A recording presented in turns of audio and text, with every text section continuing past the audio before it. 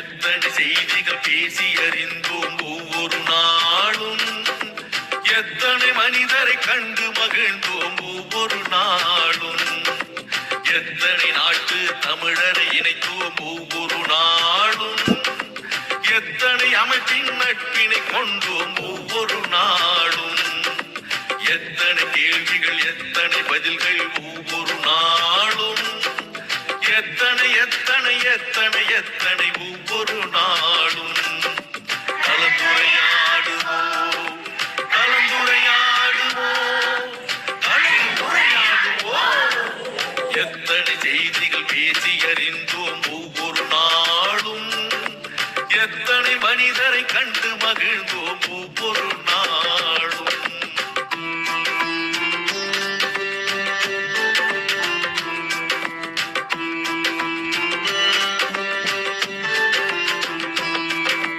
திருக்குறள் வாழ்த்து பாடினோம், இசை தமிழ் பாடலும் பாடினோம், அறிவு வளர்ச்சிக்கு தேவைப்படும் வழி அனைத்தும் அனைத்தும் தேடினோம், ஆற்றல் மிகுந்த மனிதரை எல்லாம் தேடி தேடி ஓடினோம், அவர் உரை முடிந்த பின்னால் நாமும் அவருடன் கலந்து பேசினோம், உடல் நலம் பேசினோம், மனநலம் பேசினோம், பேச வேண்டிய வாழ்வின் செய்திகள் அடுக்கி அடுக்கி பேசினோம், சான்றிதழ் தந்தோம், வலையொலி தந்தோம், அன்பும் நன்றியும் போற்றினோம்.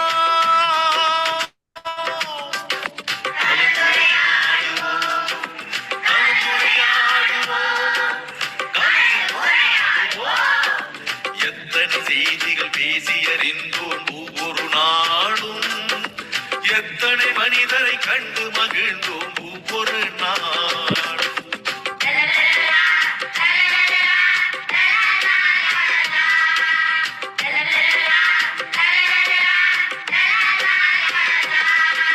சங்க தமிழும் பேசினோம், இன்றைய தமிழும் பேசினோம், எந்த தமிழை பேசினாலும் நாம் பகுத்தறிவுடனே பேசினோம், சொல்லிய தொடங்கி சுவடிகள் வரையில் தோண்டி தோண்டி பேசினோம், பெண்ணிய தொடங்கி சூழ்நிலை வரையில் ஆய்ந்து தோய்ந்து பேசினோம், கவிதைகள் பாடினோம், கதைகளும் கூறினோம், பட்டிமன்றத்து நிகழ்வுகள் கூட பார்த்து பார்த்து பேசினோம், பிள்ளைகள் தொடங்கி பெரியவர் வரையில் இணைப்புரை தந்து பேசினோம்.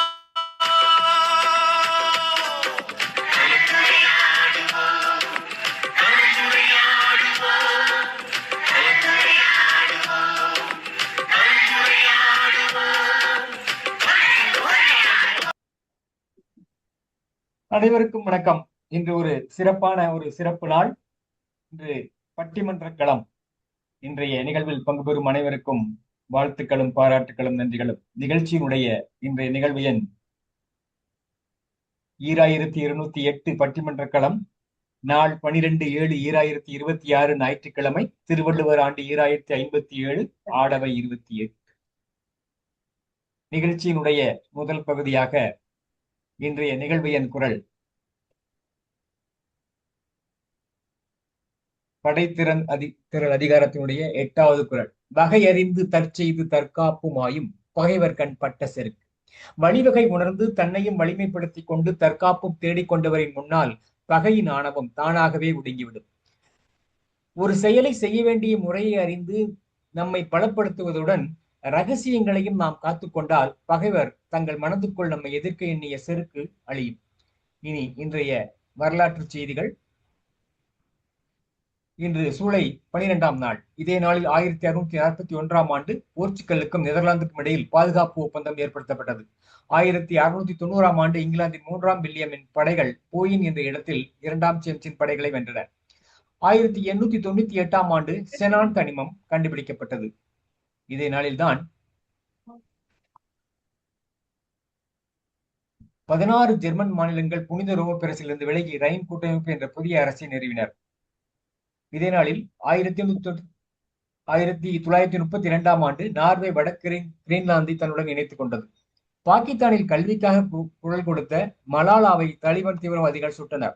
ஆபத்தான நிலையிலிருந்து அவர் உயிர் பெற்றார். ஒரு ஆசிரியர், ஒரு புத்தகம், ஒரு பேனா உலகை மாற்றிவிடும் என்றார். இளைஞர்களிடம் புத்தகங்களை கொடுங்கள், துப்பாக்கி ஒருபோதும் வேண்டாம் என ஐநா சபையில் உரையாற்றினார். ஐநா சபையில் கல்விக்காக குரல் கொடுத்த இவரது 16வது பிறந்த தினத்தின் போது மலாலா நாளாக அறிவிக்கப்பட்டது.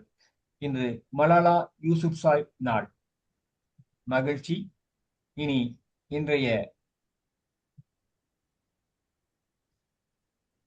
நிகழ்வாக நிகழ்ச்சியினுடைய இசைப்பாடல் வழங்குவதற்கு தென்மொழி பண்ணன் ஈகவரசன் ஐயா அவர்களை அன்போடு இருக்கிறோம்.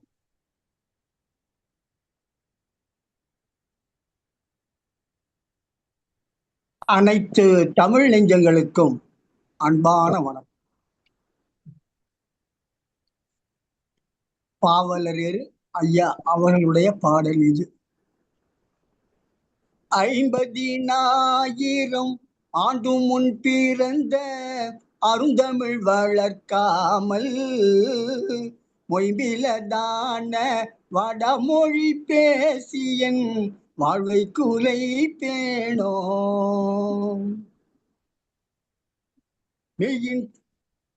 மெய்யின் முன் பிறந்த மேந்தமிழ் பாடி மேம்பட்டு வாழாமல் பொய்யின் பின் பிறந்த புலைமொழி பேசியன் பூண்டை அழிப்பேனோ. 50,000 ஆண்டு முன் பிறந்த அருந்தமிழ் வளர்க்காமல் வடமொழி பேசியன் கேக்குதா வாழ்வை துணை பேணோ. செந்தமிழ் பாடி உயிர் நலம் தேடி என் சித்தத்தை உயர்த்தாமல் செந்தமிழ் பாடி உயிர் நலம் தேடி என் சித்தத்தை உயர்த்தாமல் வந்தவர் மொழியாம் வடமொழி பேசியன் வாழ்வை குலை பேணோ. 50,000 ஆண்டு முன் பிறந்த அருந்தமிழ் வளர்க்காமல் மொய்பிலதான வடமொழி பேசியன் வாழ்வை குலை பேணோ. வள்ளுவன் குறளை தொகையிடை பாட்டை வள்ளுவன் குறளை தொகையிடை பாட்டை வாய் மகிழ்ந்துரைக்காமல் எழுரு மனுவின் வேதத்தை பாடியன் இனத்தை புதை பேணோ. சிலம்பு மேகலையினை சிந்தாமணியினை சீருற பாடாமல் சிலம்பு மேகலையினை சிந்தாமணியினை சீருற பாடாமல் புலம்பு பாரதத்தினை ராமாயணத்தினை போற்றினான் மகிழ்வேணோ. வடவரின் மொழியை இந்தியன் பேயை வழி வழி தவிர்க்காமல் வடவரின் மொழியை இந்தியன் பேயை வழி வழி தவிர்க்காமல் முடவனை போல் ஒரு குருடனை போல் மனோ முரண்பட கிடப்பேடோ. அற்றை நாள் பிறந்த அருந்தமிழ் தாயை அரியணை ஏற்றாமல் மற்றையர் ஆட்சி மதித்துளம் வெம்பி என் மானத்தை இழப்பேனோ. 50,000 ஆண்டு முன் பிறந்த அருந்தமிழ் வளர்க்காமல் மொய்பிலதான வடமொழி பேசி என் வாழ்வை குலை பேணோ. நன்றி, வணக்கம்.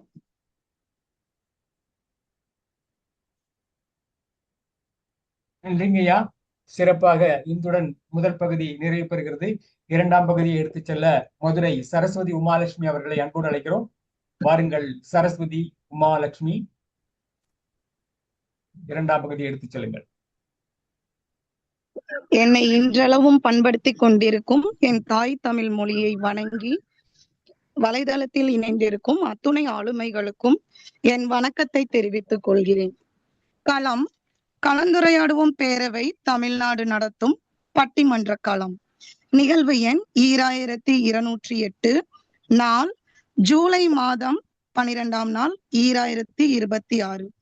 இன்றைய சிறப்பு அழைப்பாளர்கள், இன்றைய இளைஞர்களுக்கு தமிழ் ஆர்வம் குறைந்துள்ளதா மிகுந்துள்ளதா என்று தீர்ப்பு வழங்க காத்திருக்கும் நமது அறிவாற்றலாலும் அனுபவத்தாலும் எங்கள் பேரவையின் சார்பில் பணிவான வணக்கத்தை மதிப்பிற்குரிய நடுவர் திரு ராமசாமி அவர்களை வருக வருக என வரவேற்கிறோம்.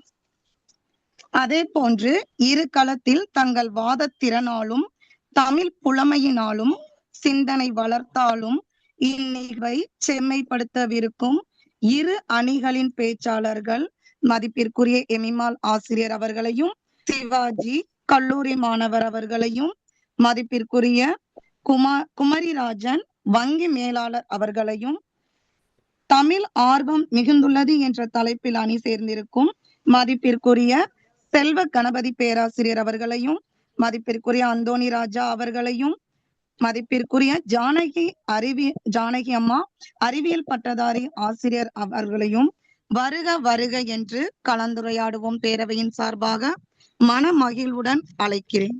நண்பர்களே, பட்டிமன்றம் என்பது கருத்துக்கள் மோதும் களம் அல்ல, சிந்தனைகள் மலரும் அரங்கம். இந்த அரங்கிற்கு அழகூட்டுவது நடுவரின் நடுநிலைமையும் அறிவார்ந்த வழி நடத்தலும் ஆகும்.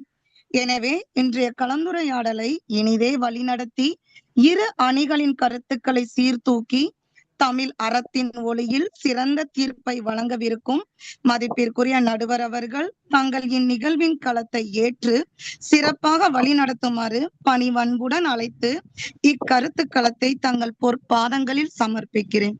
வாருங்கள் ஐயா, இதோ களம் தங்கள் வசம்.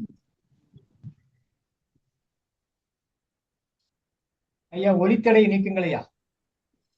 அனைவருக்கும் இனிய மாலை வணக்கங்கள். நான் மிகவும் சந்தோஷமாக இருக்கிறேன். ஏன்னா நான் கடைசியா தூய தமிழ்ல பேசினதுன்னு பாத்தீங்கன்னா கல்லூரியில, அதுக்கப்புறம் பள்ளியில படிச்சப்போ பேசினதுக்கு அப்புறம் நடுவில் வாய்ப்புகளே இல்லாம இருந்து, ஏன்னா இங்க ஆங்கிலமும் தமிழும் சேர்த்து பேசிட்டு இருந்த ஒரு காலகட்டங்கள்லாம் தாண்டி திரும்ப பழையபடி பள்ளிக்கே செல்லக்கூடிய அளவுக்கு என்னுடைய நினைவுகளை திரும்ப அங்க அழைச்சிட்டு வந்திருக்கிறீங்க.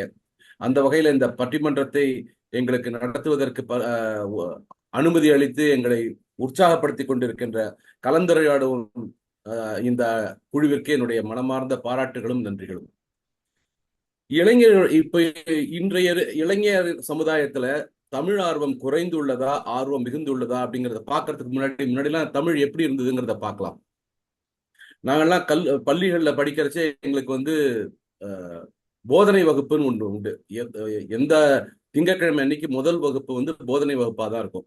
அதுல ராமகிருஷ்ண பரமஹம்சரோட கதைகள், இந்த மாதிரி எல்லா விஷயங்களும் எங்களுக்கு சொல்லி அதை வளர்த்துருப்பாங்க. அது மட்டும் இல்ல, நம்ம தமிழ் படிச்சதெல்லாம் பாத்தீங்கன்னா பழைய பாடல்கள் இதெல்லாம் நம்ம மனப்பாடம் பண்ணியிருப்போம். இல்ல பாரதியார் பாடல்களை உணர்ச்சி பொங்க பாடியிருப்போம், பாரதிதாசனுடைய பாடல்களை உணர்ச்சி பொங்க பாடியிருப்போம். அந்த காலகட்டங்கள்ல நம்மளுடைய தமிழ் அறிவை வளர்க்கறதுக்கு நிறைய விஷயங்கள் இருந்தது. குறிப்பா திரைப்படங்கள். இந்த திரைப்படங்கள்னு சொல்றச்சே ஏபி நாகராஜன், KS கோபாலகிருஷ்ணன் இவங்களெல்லாம் விட்டுட்டு நம்ம தமிழ் இதை பத்தி பேசாமலே இருக்க முடியாது. ஏன்னா அவங்க தமிழுக்கு ஆற்றிய தொண்டுங்கிறது ஒரு சிறந்த விஷயம். இப்பவும் பல வீடுகள்ல தில்லானா மோகனாம்பாளோ, திருவருட்செல்வரோ, திருவிளையாடலோ இந்த மாதிரி படங்கள் ஒழிச்சுட்டே இருக்கிறதுக்கு முக்கியமான காரணம் என்னன்னா, அவங்க பேசின அந்த வசன வீச்சு, அர்த்தமுள்ள வசனங்கள் இதெல்லாமே காணாம போயிட்டு இருக்கோ அப்படிங்கிற ஒரு சுச்சுவேஷன், ஒரு நிலைமை வந்திருக்கிறது. நான் கூடிய வரைக்கும் ஆங்கிலம் தவிர்த்து தமிழ்ல பேசணும்னு முயற்சி செய்யறேன். அதனால கொஞ்சம் முன்ன பண்ண இருந்தா என்ன தயவு செஞ்சு என்னை மன்னிக்குமாறு உங்களை பணிவன்புடன் கேட்டுக்கொள்கிறேன். ஸோ அந்த வகையில ஆர்வம் குறைந்துள்ளது அப்படிங்கிற ஒரு அணியில பேசுறதுக்கு எமிமால் ஒரு ஆசிரியை. அவங்க படாத கஷ்டம் இல்லை. மாணவர்கள்ட்ட என்னென்னலாம் சொன்னா கூட அவங்க எப்படி அதுக்கு பதில் சொல்றாங்க அப்படிங்கறது அவங்களுடைய அனுபவங்கள் சொல்றதுக்கு தயாரா இருக்கிறாங்க. ஸோ அந்த வகையில நம்ம எப்பவுமே ஆரம்பிக்கிறச்சு என்ன சொல்லுவோம், பூஜ்ஜியத்திலிருந்து ஆரம்பிப்போம் அப்படிம்போம். ஸோ அந்த வகையில தமிழ் ஆர்வம் குறைந்துள்ளது அப்படிங்கிற அணியில பேசுறதுக்கு கவிஞர் எமிமால் அவர்களை அழைக்கின்றேன். உங்களுக்கு 7 நிமிடம் பேசலாம். 6 நிமிடம் ஆன உடனே ஆகவே சொல்ல மாட்டேன், எனவே அப்படின்னு சொல்லுவேன். ஏன்னா ஆகவே நிறைய தடவை சொல்லியாச்சு, அதனால இந்த தடவை எனவே அப்படின்னு சொல்லுவேன். அப்ப எனவேன்னு சொல்லியாச்சுன்னா அதுக்கப்புறம் உங்களுக்கு 1 நிமிடம் இருக்குங்கிறத புரிஞ்சுட்டு அந்த 1 நிமிஷத்துக்குள்ள உங்களுடைய கருத்துக்களை நீங்க சுருக்கி முடிக்க முயற்சி செய்யுங்க. கூடிய வரைக்கும் உங்களோட நேரத்தை முழுசா பயன்படுத்துங்க. உங்கள்கிட்ட இருந்து கேட்க கிடைக்கக்கூடிய செய்திகளை வச்சுதான் நம்ம தீர்ப்புக்கு போறோம். ஸோ அதனால ஒவ்வொருத்தரும் நிறைய விஷயங்கள் வச்சிருப்பீங்கிற நம்பிக்கையில முதல்ல குறைந்துள்ளது, குறைந்துள்ளது அப்படின்னு பேசுறதுக்கு எம்மிமாள் அவர்களை அன்புடன் அழைக்கிறேன். உங்களுடைய பலத்த கர ஒலிகளுக்கிடையே உங்கள் நேரம் துவங்குகிறதம்மா. அமுதே தமிழே அழகிய மொழியே எனதுயிரே, அமுதே தமிழே அழகிய மொழியே எனதுயிரே, சுகம் பல தரும் தமிழ் பா, சுவையோடு கவிதைகள் தா, தமிழே நாளும் நீ பாடு, அமுதே தமிழே அழகிய மொழியே எனதுயிரே. தமிழ்பால் ஈர்க்கப்பட்டு இவ்விடயத்தில் இணைந்துள்ள கலந்துரையாட பேரவையில கலந்துள்ள அனைவருக்கும் மற்றும் 1 மில்லியன் வியூவர்ஸ் பட்டிமன்றத்தை நடத்தக்கூடிய குமரிராஜன் ஐயா அவர்களுக்கும், பட்டிமன்றத்தின் நடுநாயகமாக வீற்றிருக்கக்கூடிய நடுவர் ஐயா அவர்களுக்கும், தமிழ் ஆர்வத்தின் மிகுதியால் ஆர்வ கோளாறாகி வந்துள்ள எம் எதிரணியினருக்கும், தமிழ் குறைந்துள்ளதே என்ற வருத்தத்தில் அமர்ந்திருக்க எம் அணியினருக்கும் முதற்கண் என் வணக்கத்தை தெரிவித்துக் கொள்கிறேன். தமிழுக்கும் அமுதென்று பேர், அந்த தமிழ் இன்பத் தமிழ் எங்கள் உயிருக்கு நேர், உயிருக்கு நேர், தமிழுக்கும் அமுதென்று பேர். இப்படி தமிழுக்கு அமுதென்று பேர், தமிழ் அழியா மொழி, தமிழ் தெய்வீகமான மொழி, கல் தோன்றி மண் தோன்ற காலத்தே முன் தோன்றிய மூத்த கொடி என்று புலவர்கள் பலர் சொல்ல கேட்டு புல்லரித்து போயிருக்கிற நமக்கு புறையோடி போயிருக்கிற சில உண்மைகள் நமக்கு தெரிவதில்லை. மொழியின் வளர்ச்சினா என்ன? இலக்கணம் இலக்கியங்கள் மட்டுமே மொழியை வளர்ச்சி செய்யுமான்னா கிடையாது. அது அடுத்த தலைமுறைக்கு எடுத்து செல்லக்கூடிய இளைஞர்கள் கையில தான் இந்த மொழியோட வளர்ச்சியே இருக்கு. தாயை பழித்தவனை யார் தடுத்தாலும் விடாதே, தமிழை பழித்தவனை தாயை தடுத்தாலும் விடாதே அப்படின்னு சொல்றது பாரதிதாசன் ஐயா அவர்களுடைய கவிதை. இன்றைய இளைஞர்களோட மனநிலை எப்படி இருக்கு அப்படின்னா, தன்னோட மனைவியோட சொல்ல கேட்டு பெற்றோரை என்ன பண்றாங்க, தாயை முதியோர் இல்லத்துல விட்டுடுறாங்க. ஒரு தாயை புறக்கணிக்க கூடிய மனநிலையில் உள்ள ஒரு இளைஞனால் தமிழ் மொழியை புறக்கணிப்பது பெருசா அவனுக்கு ஒன்னும் புலப்படாது. அப்ப ஒரு தாய் பற்று இல்லாதவன் கிட்ட போய் மொழி பற்று எதிர்பார்க்க முடியுமா? முடியவே முடியாது. அப்ப அந்த மொழி பற்று குறையறதுக்கு என்னவா காரணமா இருக்கும் அப்படின்னு நான் சொன்னேன்னா, அந்நிய மொழியினோட ஆதிக்கம், அதனோட மோகம். இப்ப ஆங்கிலம் தான் நான் அந்த ஆங்கில மொழி தான் நம்ம தமிழோட பயன்பாட்டை குறைக்கிறதுக்கு முதன்மையான காரணமே இந்த ஆங்கில மொழி தான். இப்ப ஒன்னே இல்ல, நம்ம குழந்தைங்க பிறக்குது, குழந்தை பிறந்தவனே அம்மான்னு சொல்லிட்டா, என் பிள்ளை அம்மான்னு சொல்லிட்டான், அம்மா சொல்லிட்டான்னு ரொம்ப சந்தோஷப்படும். அதே அந்த பிள்ளை கொஞ்சம் வளர்ந்து மம்மின்னு சொல்லிட்டான்னு போடுங்களா, என் பிள்ளை எவ்வளவு ஸ்மார்ட் பாத்தீங்களா, ஆங்கிலத்துல பேசுறான் அப்படின்னு. அது மட்டும் இல்ல, குழந்தை பிறந்த உடனே சுத்தி இருக்கிற இந்த இயற்கை காட்சிகள் எல்லாம் நான் இருக்கிறப்ப அம்மா எனக்கு தமிழ்ல தான் சொல்லி கொடுத்தாங்க. ஆனா இப்ப இருக்கிற இளைய தலைமுறை என்ன பண்றாங்கன்னா, குழந்தைய வச்சுக்கிட்டுன்னு அதை பாத்தியானா அது கேட், இது கவ்வு அப்படின்னு சொல்லிட்டு என்ன பண்றாங்கன்னா, இருக்கிற சூழ்நிலை இருக்கிற பொருட்களை எல்லாம் ஆங்கிலத்திலேயே சொல்றாங்க. அப்ப தமிழ விதையே போடாம மரமட்டை எப்படி நம்ம எதிர்பார்க்க முடியும்? இப்ப இளைஞர்கள் தன்னோட குழந்தைக்கு தமிழை சொல்லி கொடுத்தா தானே அவங்க வளர்றப்ப தமிழ் மொழியோட ஆர்வத்தோட வளருவாங்க.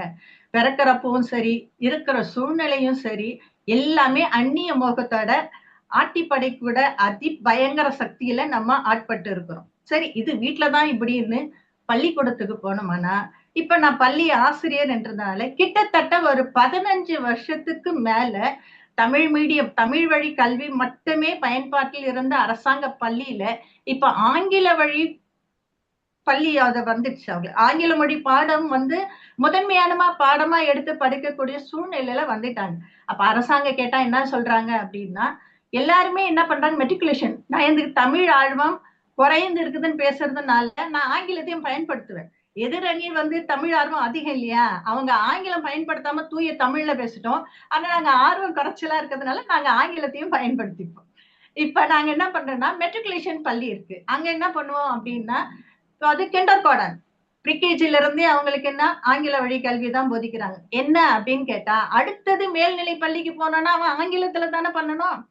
அடுத்து ஒரு படிப்பு படிக்கணும், அடுத்து ஒரு வெளிநாட்டுக்கு போனோம்னா அவனுக்கு வந்து கம்யூனிகேஷன் பண்ணக்கூடிய தொடர்பு படுத்தக்கூடிய மொழியை எப்படி இருக்கும், ஆங்கிலம் தான் இருக்கும். அப்ப நான் தமிழை படிச்சு என்ன பண்ண, தமிழை படிச்ச தமிழ்நாட்டுல வேலை கிடைக்க மாட்டேன், தமிழ்ல படிச்ச தமிழ்ல இருக்கிறவனே எனக்கு மதிக்க மாட்டேன்றானே, அப்ப நான் இதுக்கு தமிழ்ல பேசணும் அப்படின்ற சூழல்தான் இந்த நிலையில இருக்கு. சரி எப்படிதான் இருக்கு அப்படின்னு சொல்லிட்டு பண்ணோம்னா பிள்ளைங்க கிட்ட நம்ம போய் பார்க்கலாம். நான் என்ன பண்றேன், ஒரு மெட்ரிகுலேஷன் ஸ்கூல்ல போறேன், ஆண்டு விழாக்கான ஆயத்த பண்ணி நடந்து கொண்டு இருக்கு. அங்க நான் போறப்ப தமிழ் தாய் வாழ்த்தி பிள்ளைங்க எதுல எழுதியிருக்காங்கன்னா ஆங்கிலத்துல எழுதிதான் தமிழ்ல பாடுறாங்க. ஏன்னா தமிழோட பயன்பாடு குறைஞ்சு போச்சு. இப்ப தமிழ் வந்து என்ன கேட்டாங்கன்னா, தமிழ் பேச எழுத தெரிஞ்ச போதாதான், அதுக்கு மேல தெரிஞ்சுக்கணுமா? நான் தமிழை மட்டும் படிச்சு என்ன பண்ண போறேன், எனக்கு கட் ஆஃப் மார்க் வரக்க போதா? நான் 12th படிக்கிறேன், என் கட் ஆஃப் மார்க் வச்சுதான் நான் காலேஜுக்கு அட்மிஷன் வாங்க போறேன். அப்ப எனக்கு மெயின் சப்ஜெக்ட் என்ன, அதுலதான் நான் படிப்பேன், தமிழ் அப்படின்ற மாதிரி எல்லாம் என்ன பண்ண அந்த மாதிரி போயிட்டு இருக்கு. சரி, இப்போ நம்ம காலேஜ் லெவலுக்கு போனோம் அப்படின்னா எத்தனை பேருக்கு, நான் இப்போ ஒரு கேள்வி கேட்கிறேன், இப்போ இருக்கிற மாணவர்கள் ஒரு பக்கத்துல தமிழை பிழை இல்லாம எழுதக்கூடியவங்க யாராவது இருப்பாங்களான்னு காட்டுங்க.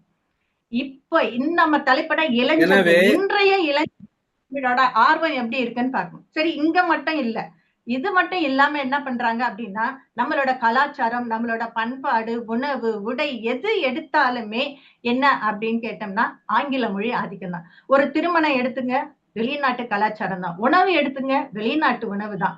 நம்மளோட அடிப்படையா இருக்கக்கூடிய பண்பாடு, கலாச்சாரம் எல்லாமே தமிழ் மீது இருக்கிற ஆர்வ குறைச்சினால எல்லாமே என்ன பண்ணுச்சுன்னா குறைஞ்சுக்கிட்டே வருது. நான் ஒண்ணு சொல்ல விரும்பப்படுறேன் நடுவர் அவர்களே, இப்போ ரீசெண்டா நடந்தது இல்லையா, நம்ம சிஎம் தமிழ்நாட்டு விஜய் அவர்கள் ஆட்சி எடுத்தாங்க இல்லைங்களா, அங்க நம்ம பாரம்பரியமா என்ன பண்ணுவோம்னா தமிழ் தாய் வாழ்த்து தான் முதல்ல நம்ம பாடுவோம். ஆனா அங்க முதல்ல பாடின பாட்டு எதுன்னா வந்தே மாதரம். இரண்டாவதாக பாடக்கூடிய பாட்டு தேசிய கீதம். மூன்றாவதா பாடக்கூடிய பாட்டு தான் தமிழ் தாய் வாழ்த்து. அப்ப முதல் நிலையில இருக்கக்கூடிய ஒரு தமிழ் இப்ப இருக்கிற இளைஞர் கையில அது எந்த நிலைக்கு போயிடுச்சு அப்படின்னு கேட்டா மூன்றாவது. நேரம் முடிந்து விட்டது. சரிங்க ஐயா, நன்றி நன்றி நன்றிங்க. சிறப்பாக பேசியிருக்கிறாங்க எம்மிமாள். அவங்க சொன்ன சில விஷயங்கள் வந்து பள்ளியில வந்து எல்லாமே வந்து தமிழ்ல இருக்கக்கூடியதை கூட ஆங்கிலத்துல எழுதி வச்சுதான் படிக்கிறாங்க அப்படிங்கிறதையும் சொன்னீங்க. அது மட்டும் இல்ல, மம்மி அப்படின்னு சொல்றாங்க அப்படின்னா மம்மின்னா என்ன அர்த்தம்னு அவங்க தெரியாமலே சொல்றாங்கிறது எல்லாருக்கும் தெரியும். ஆக்சுவலா மம்மின்னா எகிப்துல இருக்கக்கூடிய அந்த பிணத்துக்கு சொல்லக்கூடிய ஒரு வார்த்தைன்னு நான் கேள்விப்பட்ட ஞாபகம். அதாவது அந்த அந்த இது அஞ்சலி செய்யறதுக்காக சில மாதிரி வச்சிருப்பாங்க பார்த்தீங்களா, அதெல்லாம் தான் மம்மின்னு சொல்லுவாங்க. ஸோ தேவையில்லாத ஒரு மொழியாக்கம் வந்து இங்க தேவையில்லைங்கிறத அவங்க கரெக்டா சொல்லியிருக்கிறாங்க, சிறப்பா சொல்லியிருக்கிறாங்க. ஆனா இல்ல ஆர்வம் மிகுந்துள்ளது அப்படிங்கிறத நான் அவங்க சொல்றதுக்கு இப்ப அடுத்து பேச வர செல்வ கணபதிக்காக நான் இன்னைக்கு ஆக்சுவலா மதுரையில இருந்து காலையில வந்தே பாரத்ல சென்னைக்கு வரேன். வந்து அந்த மதுரை ரயில்வே ஸ்டேஷன்ல பாத்தீங்கன்னா இவங்க சொன்னாங்க இல்லையா பாரம்பரிய உணவு, அதை வாங்கிட்டு போறதுக்கு நிறைய பேர் கியூல நின்று வாங்கிட்டு போனாங்க. அதை பார்க்கறச்சே மனசுக்கு சந்தோஷமா இருந்தது. அப்போ ஆர்வம் மிகுந்திருக்கோ அப்படின்னு எனக்குமே ஒரு சந்தேகம் வருது. அதை தீர்த்து வைக்கிறதுக்காக செல்வ கணபதி அவர்களை நான் இப்போது அன்புடன் அழைக்கிறேன் உங்களுடைய பலத்த கர ஒலிகளுக்கிடையே. வாங்க செல்வ கணபதி, ஆர்வம் மிகுந்துள்ளதுன்னு பேசுறதுக்கு நீங்க வரீங்க. ஆமா, சான்றோர் உள்ளிட்ட இந்த அவையை அன்போடு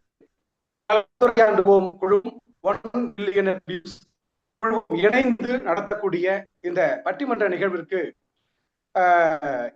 அனுமதி அளித்த அன்பிற்கினிய பேராசிரியர் பெருந்தகை தமிழன் ஐயா உட்பட, அன்பிற்கினிய தமிழ் திருக்குறள் காமராஜ் ஐயா உட்பட, பிரம்மநாயகம் ஐயா உட்பட, மற்றும் இருக்கின்ற சான்றோர்கள் உட்பட இருக்கக்கூடிய எம்முடைய அணிக்கு எதிராக பேசக்கூடிய 1 மில்லியனர் வியூஸினுடைய இளைஞர் தமிழை அன்போடு வழிநடத்திக் கொண்டிருக்கக்கூடிய, வாழ்த்தி கொண்டிருக்கக்கூடிய, மேன்மேலும் எடுத்து செயல்படுத்திக் கொண்டிருக்கக்கூடிய அன்பிற்கினிய நண்பர் குமரிராஜன் ஐயா அவர்களுக்கும், இங்கு இளைஞராய் வந்து எத்தனையோ சாமிகள் இருந்தாலும், எத்தனையோ சாமிகளை சுற்றினாலும் ராமசாமியை சுற்றினால் நிச்சயமாக எங்களுக்கு தீர்ப்பு கிடைக்கும் என்ற நல்ல எண்ணத்தினால் ஐயா நடுவர் பேராசிரியர் ராமசாமி ஐயா அவர்களையும் எங்கள் அணி கொம்பர்களையும் எதிரணி நான் ஏற்கனவே குளிரூட்டப்பட்ட அறையில் தான் இருக்கிறேன் என்பதை தெரிவித்துக் கொள்கிறேன்.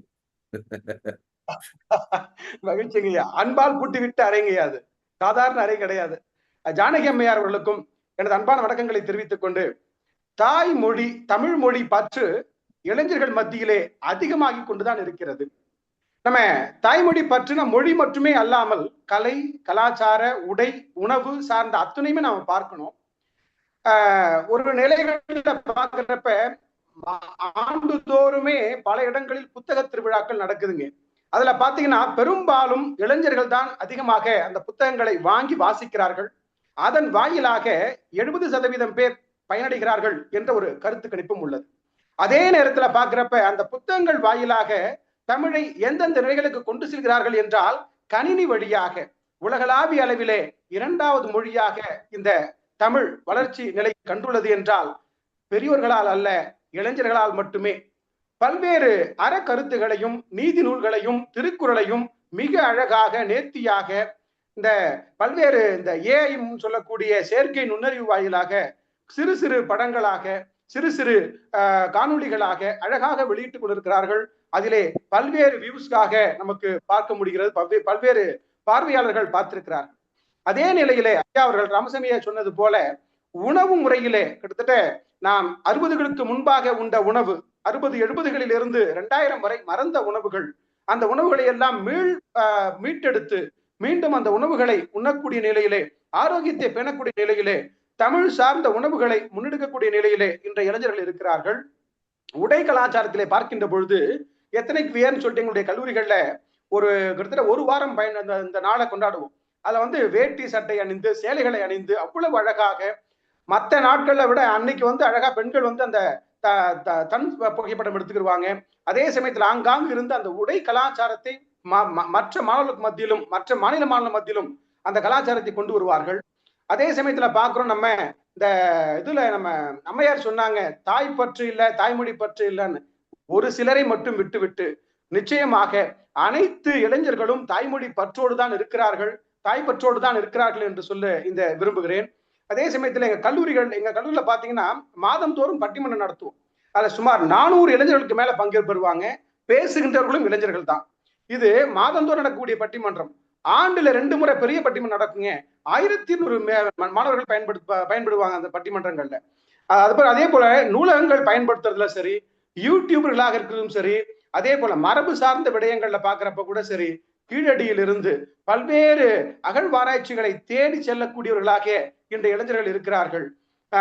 சினிமா பாடல்கள், கிராமிய பாடல்கள், அதே போல கிராமிய இசை சார்ந்த அந்த இசைக்கருவிகள் வாசிப்பதிலும் சரி, அதே போல கபடி விளையாட்டும் சரி, சிலம்பம் விளையாட்டும் சரி, பல்வேறு நாடுகள்ல கொண்டு செல்லக்கூடிய நிலையிலே இன்றைய இளைஞர்கள் மிக சிறப்பாக இருக்கிறார்கள் என்று சொன்னால் மிகையாகாது. அதே சமயத்துல அம்மா சொன்னாங்க, தமிழ் ஆர்வம் குறைஞ்சுக்கிட்டே போகுதுன்னு சொன்னாங்க. இன்றைய நீதி அரசர் ஒருவர் நம்முடைய இதுல அறிக்கை விட்டிருக்கார் செய்தித்தாள்ல, பிற துறைகளை எடுப்பதை விட BA தமிழ் என்று சொல்லக்கூடிய இளங்கலை தமிழ் எடுக்கக்கூடிய இளைஞர்கள் தான் அதிகமாக இங்கு இருக்கிறார்கள் என்ற ஒரு செய்தியும் தற்போது அவர் பகிர்ந்திருக்கிறார்கள். அதே சமயத்துல பாக்குறோம், நம்ம அகராதி தேடல பாக்குறப்பவும் சரி, கூகுள் விக்கிபீடியால எழுதுறது யாருன்னு பாத்தீங்கன்னா அதிகமாக இளைஞர்கள் தான் எழுதி கொண்டிருக்கிறார்கள். அதே போல வளரின்னு சொல்லக்கூடிய அந்த குழுக்கள் தீவிரமாக தமிழை முன்னெடுப்பதற்காக பங்கெடுக்கிறார்கள்.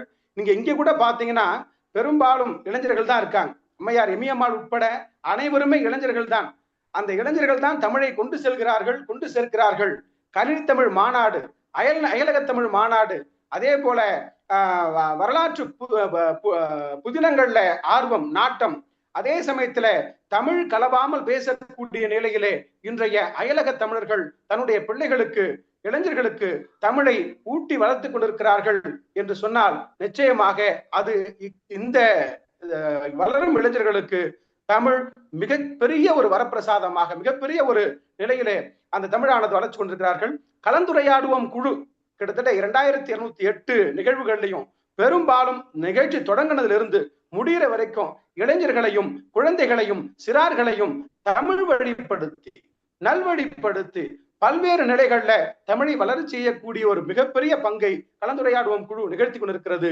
அதே சமயத்தில் 1 மில்லியனர் குழுவும் சரி, அவர்களும் அந்த இப்ப பேசக்கூடிய சிவாஜி உட்பட பல்வேறு இளைஞர்கள் தமிழை முன்னிறுத்தி வருகிறார்கள். அந்த காலத்துல நம்ம பாடல்கள்ல அந்த போன வாரம் அம்மாவோட பேசினாங்க, இப்பெல்லாம் மாமியார் டான்ஸ் ஆடுறாங்க திருமணத்துல அப்படின்னு சொல்றாங்க. அந்த காலம்தான் அதுக்கு அடிப்படையே. வாராயோ என் தோழி வாராயோ, மணப்பெந்தல் காண வாராயோன்னு சொல்றதும் சரி, அதே போல பல நிலைகள்ல பாடல்களை கூட சரி இந்த இளைஞர்கள் தமிழை வளர்த்து கொண்டிருக்கிறார்கள்.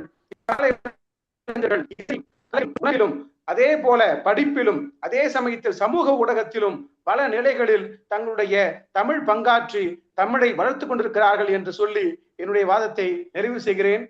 இந்த அற்புதமான வாய்ப்பை நல்கிய கலந்துரையாடுவோம் சான்றோர் குழுவிற்கும் 1 மில்லியன் வியூஸ் குழுவினருக்கும் நன்றியை தெரிவித்துக் கொள்கிறேன். நன்றி, வணக்கம்.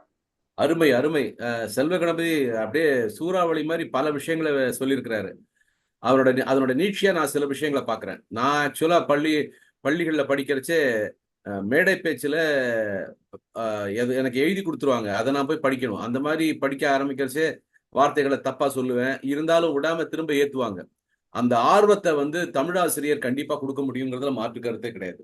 ஆனா நமக்கெல்லாம் தமிழ் ஆனா எழுதி எனக்கு நல்லா ஞாபகம் இருக்கு. என்னோட தந்தையார் அந்த மணல்ல கையை பிடிச்சி, அதுவும் அவர் ரொம்ப பலமா என் கையை பிடிச்சி அழுத்தி எழுதுறாரு. சொல்லு சொல்லு அப்படிங்கிறார். வலிக்குது இருந்தாலும் அப்படின்னு சொல்றச்சு சிறப்பு அப்படின்னு சொல்லி தமிழை நமக்கு எழுத பழக்கப்படுத்தின அந்த தந்தையார் காமிச்ச ஆர்வம் இப்ப குறைஞ்சு வருது அப்படிங்கிற மாதிரி ஒரு பக்கம் இருந்தாலும், இன்னொரு செய்தியும் நான் சொல்லணும். இப்போ உங்க எல்லாருக்குமே தெரியும், எழுத்தாளர் சோமவல்லியப்பன் மதுரையில அமெரிக்காவில சுற்றுப்பயணம் செஞ்சுட்டு இருக்கிறாருங்க. அவர் தன்னுடைய அனுபவங்களை ஃபேஸ்புக்ல தமிழ்ல தான் பதிவு செய்யறாரு. அதுல அவர் சொல்லியிருந்தார், நான் ரொம்ப நாள் கழிச்சு ஒரு தமிழர் நிகழ்ச்சிக்கு போயிருந்தப்போ வேஷ்டி கட்டிட்டு ஒரு பயிற்சி வகுப்பு எடுத்தேன், எனக்கு முதல் தடவை அந்த மாதிரி எடுத்தேன் அப்படிங்கிறத அங்க அவர் பதிவு பண்றதை பாக்கறச்சே எங்களுக்கு ரொம்ப சந்தோஷமா இருந்தது. ஆக செல்வ கணபதி சார் சொல்ற மாதிரி இப்போ நிறைய நம்ம கேட்ஜெட்ஸ், அதாவது சொல்றோம் இல்லைங்களா, கணினி மூலமா தமிழை வளர்க்கறதுக்கு நிறைய முயற்சிகள் எடுத்துட்டு இருக்கிறோம். அதே மாதிரி நர்சரி ரைம்ஸ் எல்லாமே தமிழ்ல கூட இருக்குது. தமிழையும் அந்த இப்ப பின்னாடி பாடுவார் பாருங்க, இந்த வீல்ஸ் ஆன் த கோ அப்படின்னு சொல்ற பாட்டு நான் தமிழையும் கேள்விப்பட்டிருக்கேன். ஸோ அந்த மாதிரி நிறைய விஷயங்கள் இருக்கு. அந்த வகையில தமிழ் ஆர்வம் மிகுந்து இருக்கு அப்படின்னு யோசிச்சுட்டே இருக்கிறச்சே, சிவாஜி மாணவர் அவர் என்ன சொல்ல வர போறாருங்கிறத கேட்கறதுக்கு எனக்கு ரொம்ப அதுவா இருக்கு. ஏன்னா அவர் என்ன சொல்ல போறாரு, ஆர்வம் குறைந்துள்ளது, மாணவர்களாகிய எங்களுக்கு தான் தெரியும் அப்படிங்கிறத சொல்றதுக்காக தயாரா காத்துட்டு இருக்கிறாரு. வாங்க சிவாஜி.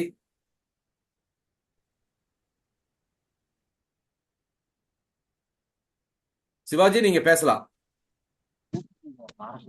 இன்றைய இளைஞர்களிடம் தமிழ் ஆர்வம் குறைந்து கொண்டிருக்கிறது என்ற தலைப்பில், தொல்குடி தோன்றிய எம்குடி மக்களின் மூத்தவளே, உயிர் மூச்சிலும் நீ என பூரி தமிழன் உலகை ஆள்பவளே, முச்சங்கம் வைத்து முத்தொளி வீசிட தென்னண்ணாண்டு வர உயிர் அன்னை தமிழாய் வந்தனை வளர்த்து பேரறம் வாழ்ந்தவளே, தாய் மொழியே அது நிலமே அதில் ஊன்றி வந்த மரபு மொழியே, காவலர் கையில் பாங்காய் அமைந்தவளே, கம்பன் பருகி இன்ப மொழி கவியே, காலத்தால் பூத்தவளே, கருத்தாய் உதிர்ந்தவளே, ஞாழமாய் சுரந்தவளே, கங்கை காவிரி காலார நடந்து ஊனோடும் உயிரோடும் வளர்த்திட்ட தாய்மொழியான தமிழ் மொழியை வணங்கி என்னுடைய உரையினை துவங்குகிறேன். இன்றைய இளைஞர்களிடம் தமிழ் ஆர்வம் குறைந்து கொண்டு வருகிறது என்ற தலைப்பில் மிக ஆணித்தரமாக கருத்துக்களை பதிவு செய்ய காத்திருக்கிறேன். எந்த விதத்தில் இன்றைய இளைஞர்களிடம் தமிழ் ஆர்வம் அதிகரித்திருக்கிறது என்று பேசுகிறீர்கள்? நிச்சயமாக இன்றைய இளைஞர்களிடம் தமிழ் ஆர்வம் குறைந்து கொண்டே வருகிறது. இன்றைய இளைஞர்களுக்கு தமிழ் மொழி பற்றினா என்ன தெரியுமா? சங்கம் வைத்து பிறந்த சமுத்திரமாமா தமிழ், முழ்குமோ சிறு சங்கு என்னும் சமஸ்கிருத குடுவைக்குள் அந்நியர் வந்தார், ஆரியர் வந்தார், கப்பல் எடுத்து வணிகர் பலர் வந்தார், விளைதான் போனதோ இல்லை வீழ்தான் போனதோ எம் பொன் தமிழ், கண்ணியம் தம் கற்பை போல காக்கின்றோம் தமிழை, அந்நியர் தான் அதை அழிக்க நினைத்தால் அறுத்திடுவோம் தமிழை, தங்கமும் தவிடும் தரத்தால் ஒன்று நிறத்தால் ஒன்றாகுமா, தன்னுடைய தாயின் வயிற்றிலே 3 மாதம் உதையாயிருந்த நாளில் இருந்து எதை சொல்லி அம்மா பேசினாலோ அந்த மொழியை காக்க வேண்டும் என்பதற்காக தமிழர்கள் இளைஞர்கள் இன்னுயிரை ஆகூதிகளாக கொடுத்திருக்கிறார்கள். ஆனா இன்னைக்கு இருக்கிற இளைஞர்கள் இணையத்தின் மூலமாக இணைய விளையாட்டுகளிலே ப்ரோ ப்ரோ ப்ரோ கில்லடிங்க bro bro bro bro touch பண்ணுங்கிற போவேண்டு ஆங்கிலத்தில் இணையத்திலே தவறாக பேசிக்கொண்டு சிரித்து கொண்டு தமிழை கொச்சப்படுத்தி கொண்டிருக்கிறார்கள் என்று சொன்னால் எந்த விதத்தில் இன்றைய இளைஞர்களிடம் தமிழ் ஆர்வம் அதிகரித்துள்ளது? நிச்சயமாக குறைந்துள்ளது என்பது யாராலும் மறுத்துவிட முடியாது. சேல சோழ பாண்டியன் மூவரசன் மடியிலே தவழ்ந்து அன்னைக்கு இருந்த மன்னர்கள் எல்லாம் தமிழை கட்டி காத்து வளர்த்தார்கள். இன்னைக்கு இருக்கிற அமைச்சர்கள் இருந்து மாணவர்கள் இருந்து தமிழ் தாய் வாழ்த்தை மூணாவதாக பாடிக்கொண்டு தமிழை இழிவுபடுத்தி கொண்டிருக்கிறார்கள் என்று சொன்னால் எந்த விதத்தில் இன்றைய இளைஞர்களிடம் தமிழ் ஆர்வம் அதிகரித்துள்ளது என்று தோழமைகளே. நிச்சயமாக இன்றைய இளைஞர்களிடம் தமிழ் ஆர்வம் குறைந்து கொண்டே வருகிறது. சமீபத்துல நான் எங்க கல்லூரியில போய் செய்தித்தாள் இருக்குதா அப்படின்னு கேட்டதுக்கு எல்லா இளைஞர்களும் சிரிக்கிறாங்க. இன்னைக்கு இருக்கிற இளைஞர்களுக்கு செய்தித்தாள்னா கூட என்னன்னு தெரியலன்னு சொல்லும் போது எந்த விதத்தில் இன்றைய இளைஞர்களிடம் தமிழ் ஆர்வம் அதிகரித்துள்ளது. ஐயா, சமீபத்துல நான் தேர்வு எழுதும் போது என்னுடைய அறைக்குள்ள போனேன். அங்க என்னுடைய ஆசிரியர் கேட்டாங்க, உங்களுடைய அறை எண் என்ன அப்படின்னு கேட்டாங்க. அதுக்கு நான் சொன்ன முதன்மை கட்டிடம் 2ஆம் தளம் அறை எண் 40ன்னு சொன்னதுமே அங்க இருந்த ஆசிரியர் சிரிக்கிறாங்க. என்னப்பா தமிழ்ல பேசுற அப்படின்னு. இன்னைக்கு இருக்கிற காலகட்டங்கள்ல தமிழ்ல பேசினா எல்லாம் சிரிக்கிற காலத்துல நம்ம வாழ்ந்துக்கிறோம் அப்படின்னு சொன்னா எந்த விதத்தில் இளைஞர்களிடம் தமிழ் ஆர்வம் அதிகரித்து நீங்க பேசுறீங்க? நிச்சயமாக குறைந்து கொண்டு வருகிறது. இன்னைக்கு போய் பேருந்து நிலையத்துல இந்த பேருந்து வருதான்னு கேட்டா இன்னைக்கு இருக்கிற இளைஞர்கள் சிரிக்கிறாங்க. எந்த விதத்துல இளைஞர்களிடம் தமிழ் ஆர்வம் இருக்கு நீங்க சொல்றீங்க? நிச்சயமாக கிடையாது. எந்த இளைஞர்களிடமே தமிழ் ஆர்வம் அதிகரித்திருந்து சொன்னால் யாரிடமே கிடையாது நான் நிதர்சனமாக சொல்லுவேன். அது யாராலும் மறுத்து விட முடியாது. சமீபத்துல நான் நடந்து சென்றிருக்கும் போது ஒரு நபர் என்ன சொன்னாங்க, ஏன் அந்த ரோஸ் நல்லா இருக்கு பாருங்க, அந்த பூ நல்லா இருக்கு பாருங்க அப்படின்னு ஆங்கிலத்துல கூட அந்த ரோஸை வச்சு பெருமையா கவிதை எழுதி பேசிட்டு இருந்தாங்க. அப்ப நான் சொன்னேன், நான் தமிழ் துறை மாணவருங்க. தமிழ்ல குறிஞ்சி பாட்டுல கபிலர் சொல்லியிருப்பாரு, 99 மலர்கள்ல கூட தமிழ் பேரை சொல்லி பெருமைப்படுத்திய தமிழ் சமூகம் எங்களுடைய சமூகத்துல மலருக்கு கூட தமிழ் பேரை வைத்து அழகு பார்த்தவர்கள் தமிழர்கள். இன்று மலரில் கூட ஆங்கிலத்தில் புது புது பெயர்களை வைத்து தமிழை குறைத்து கொண்டு வருகிறார்கள் என்று சொன்னால் எந்த விதத்தில் இன்றைய இளைஞர்களிடம் தமிழ் ஆர்வம் அதிகரித்திருக்கிறது? எத்தனை இளைஞர்கள் இன்னைக்கு இருசக்கர வாகனத்தை எடுத்துட்டு வர நண்பா நம்ம கிளம்பலான்னு சொல்றோம். எல்லாருமே இன்னைக்கு இணையத்திலும் கூடும் சரி, நடைமுறை வாழ்க்கையிலும் சரி, இன்று கூட சரி, இன்று எல்லாருமே தமிழை கொச்சப்படுத்தி கொண்டு ஆங்கிலம் பெருமையாக கர்வமாக பேசிக்கொண்டு நாம் இருக்கிறோம். உண்மையிலேயே சமீபத்துல பிறந்தநாள் தினம் வந்துச்சு என்னுடைய நண்பருக்கு. நான் தமிழ்ல கவிதை எழுதி பிறந்தநாள் வாழ்த்துக்கள் சொன்னேன். எல்லா இளைஞர்களுமே சிரிச்சாங்க, இந்த காலத்துல தமிழ்ல வாழ்த்துக்கள் சொல்றீங்க அப்படின்னு. நிச்சயமாக அந்த தமிழுக்கு பின்னாடி எவ்வளவு வலி மிகுந்த வரிகள் இருக்குது தெரியுமா? இன்னைக்கு இருக்கிற இளைஞர்கள் ஹாப்பி பர்த்டே என்று ஆங்கிலத்திலே பேசிக் கொண்டிருக்கிறார்கள். அது நிச்சயமாக தவிர்க்க வேண்டும். இன்னைக்கு இருக்கிற இளைஞர்கள் எல்லாம் நாங்கள் தமிழை பேசினால் எங்களை இழிவாக பார்க்கிற காலத்துல இருக்கிறாங்கன்னு சொன்னா எந்த விதத்தில் இன்றைய இளைஞர்களிடம் தமிழ் ஆர்வம் அதிகரித்துள்ளது? ஐயா, இன்றைக்கு காலகட்டங்கள்ல வரையும் நாங்கள தமிழ்ல பேசினா என்னப்பா தமிழ்ல பேசுற அப்படின்னு கேக்குறாங்க. உண்மையிலேயே நீங்க இது யாராலும் மறுத்து விட முடியாத நிதர்சனமான உண்மை. எதிர்கட்சிக்கு நான் கேட்கிறேன், இன்று வரை எத்தனை பேர் தொலைபேசியிலே புலனத்திலே எத்தனை பேர் குறுஞ்செய்தியில் தமிழில் அனுப்புகிறீர்கள்? அது உங்களிடம் கணக்கிட்டு காட்ட முடியுமா? நீங்கள் கணக்கிட்டு எத்தனை இளைஞர்கள் இன்று இணையத்திலே தமிழை பேசிக் கொண்டிருக்கிறார்கள், குறுஞ்செய்தி வழியாக தமிழை அனுப்புகிறார்கள் என்பதை நீங்கள் கணக்கிட்டு காட்டுங்கள். இன்றைய இளைஞர்களிடம் தமிழ் ஆர்வம் அதிகரித்திருக்கிறதா குறைந்திருக்கிறது என்று பார்ப்போம். இதையும் கடந்து எத்தனையோ இளைஞர்கள் இன்று வரை தமிழை பற்றி நாங்கள் பேசினால் எங்களை இழிவாக பார்க்கிற காலத்துல நம்ம வந்துருக்கிறோம். 100 இளைஞர்களை கொடுங்கள், இந்த இந்தியாவை வல்லரசாய் மாற்றி காட்டும் என்ற காலம் போய் இன்னைக்கு இருக்கிற இளைஞர்கள்லாம் ஏஐலயும் தொலைபேசியிலையும் சமூக வலைதளங்கள்ல சீரழிந்து இருக்கிறாங்கன்னு சொன்னா எந்த விதத்துல உங்கள தமிழ் வளர்க்க போறாங்க ஐயா?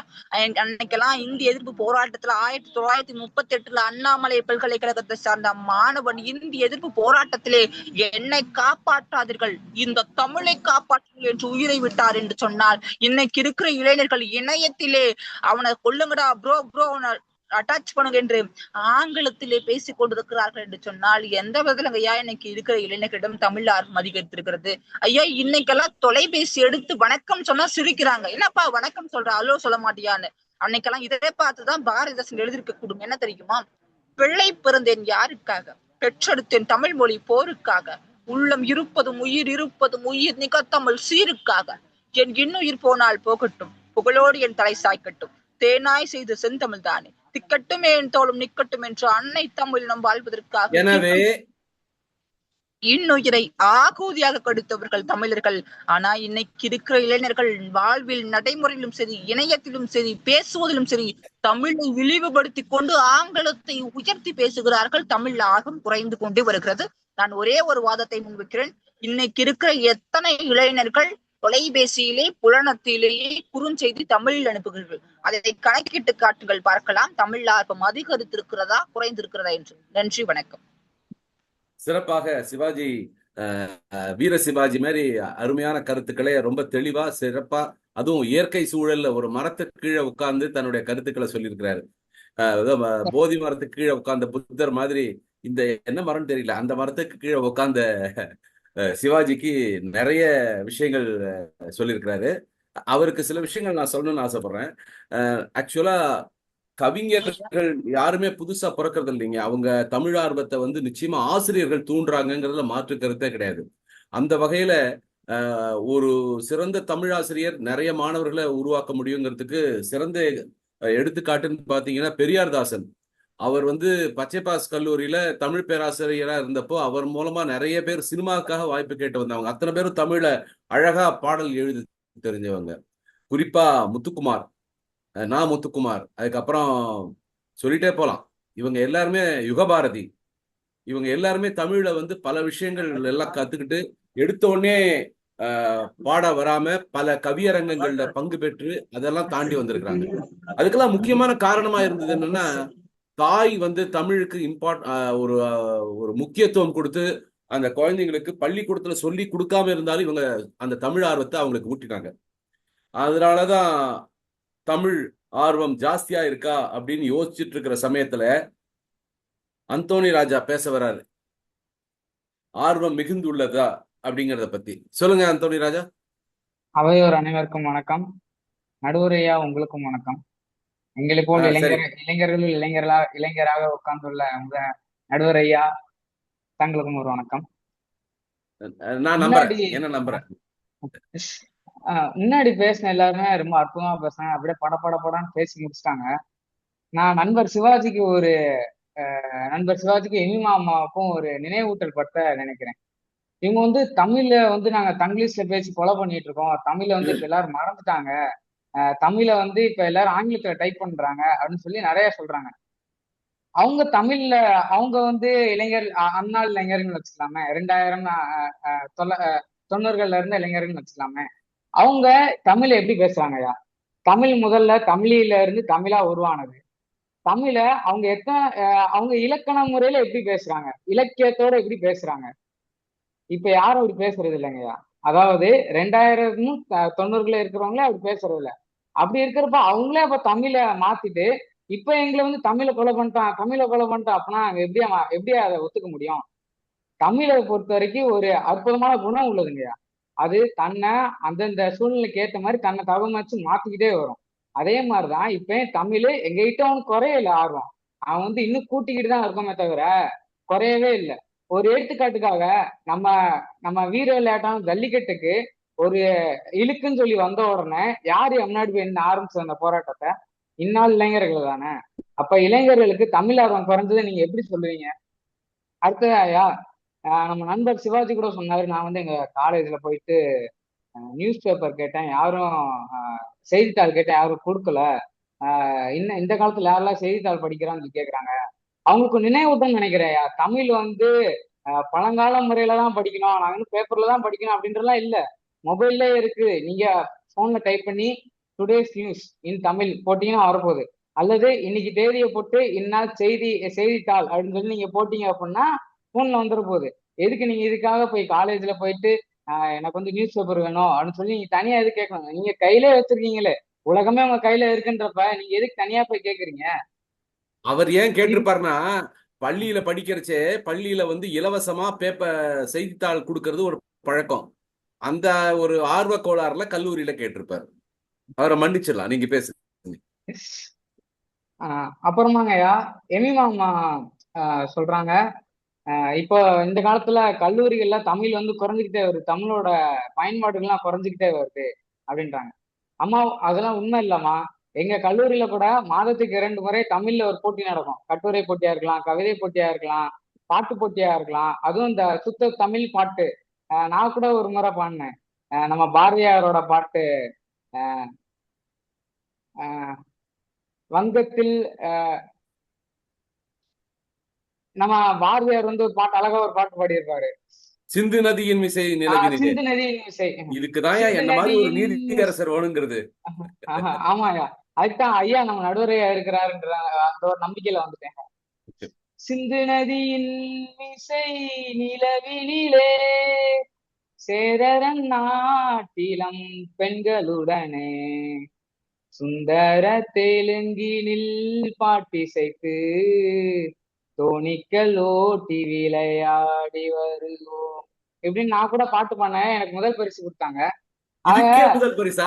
சிறப்பு. ஆமாயா, ரைட் ரைட். அதாவது நம்ம என்ன மாதிரி பாட்டு எடுக்கிறோன்றதுக்காக அந்த முதல் பரிசு கொடுத்தாங்கயா. இது மட்டும் இல்லையா, இது மட்டும் இல்லாம உங்களுக்கு இதை நினைவூட்ட நினைக்கிறேன். நாங்க கல்லூரிகள்ல இப்ப கூட தமிழ் ஆர்வமோட தான் இருக்கிறோம். கட்டுரைகளா இருக்கட்டும், கவிதைகளா இருக்கட்டும். அது மட்டும் இல்லாம பொங்கல் செலிப்ரேஷன்லாம் நாங்க பண்றோம். வருஷத்துக்கு 1 முறை 2 முறை இந்த மாதிரி பொங்கல் செலிப்ரேஷன் எல்லாம் பண்றோம்.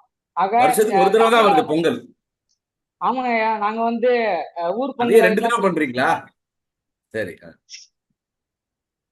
அதாவது இந்த மாட்டு பொங்கல், காணும் பொங்கல்லாம் இருக்கு இல்லையா, அதெல்லாம் சரி சேர்த்து. சரி சரி. Right right. இப்ப இன்னொரு குற்றச்சாட்டு எங்க மேல வைக்கிறாங்க. என்ன அப்படின்னா, இந்த காலத்து பசங்களுக்கு வேஷ்டி கட்டவே தெரியல, அவங்க வந்து வெல்குரோ எடுத்து கட்டிட்டு போயிடுறாங்க. இது காரணம் யாருன்னு நினைக்கிறீங்கயா? அந்நாள் இளைஞர்களா இருந்தவங்க அவங்க பிள்ளைகளுக்கு எப்படி வேஷ்டி கட்டணும் கூட சொல்லி தராம இருந்தவங்க தான். அப்ப உள்ள இளைஞர்கள் நாங்க தமிழ் ஆர்வத்தோட இருக்கோம், எங்க பசங்க தமிழ் ஆர்வத்தோட வளர்க்குறோம், நாங்க வந்து தமிழோட பற்றுல இருக்கோம் அப்படின்னா அவங்க பிள்ளைகளுக்கு வேஷ்டி கட்ட சொல்லி தந்திருக்கோம் இல்லையா? அவங்க சொல்லி தரல. ஆனா நாங்க எங்களுக்கு வேஷ்டின்றது பாரம்பரியம், அது எங்க கலாச்சாரம், நாங்க தமிழ் கலாச்சாரத்துல இருப்போம் அப்படின்ட்டு வெல்குரோலையா வேஷ்டி கட்டிட்டு வெளியே போறோம். ஐயா, ஒவ்வொரு ஃபங்க்ஷனா இருக்கட்டும், ஒவ்வொரு கொண்டாட்டங்களா இருக்கட்டும், நாங்க வேஷ்டியில தான் போவோம் அப்படின்ட்டு எங்க எங்க அந்நாள் இளைஞர்கள் சொல்லி தராத இந்நாள் இளைஞர்கள் கடைபிடிச்சிட்டு வரோம்யா. அப்ப தமிழகம் முன்னேறி இருக்கா இல்ல குறைஞ்சிருக்காங்கயா? இது மட்டும் இல்லாம முகநூல், மற்ற சோசியல் மீடியா, இன்ஸ்டாகிராமா இருக்கட்டும், இந்த மாதிரி எல்லாத்துலயுமே தமிழ் ஆர்வத்தை வளர்த்துக்கிட்டே தான் இருக்காங்களே தவிர குறையவே இல்லை. நம்ம எதிர்கட்சிக்கு வந்து ஒரு கவிதை சொல்லலாம் நான் நினைக்கிறேன்.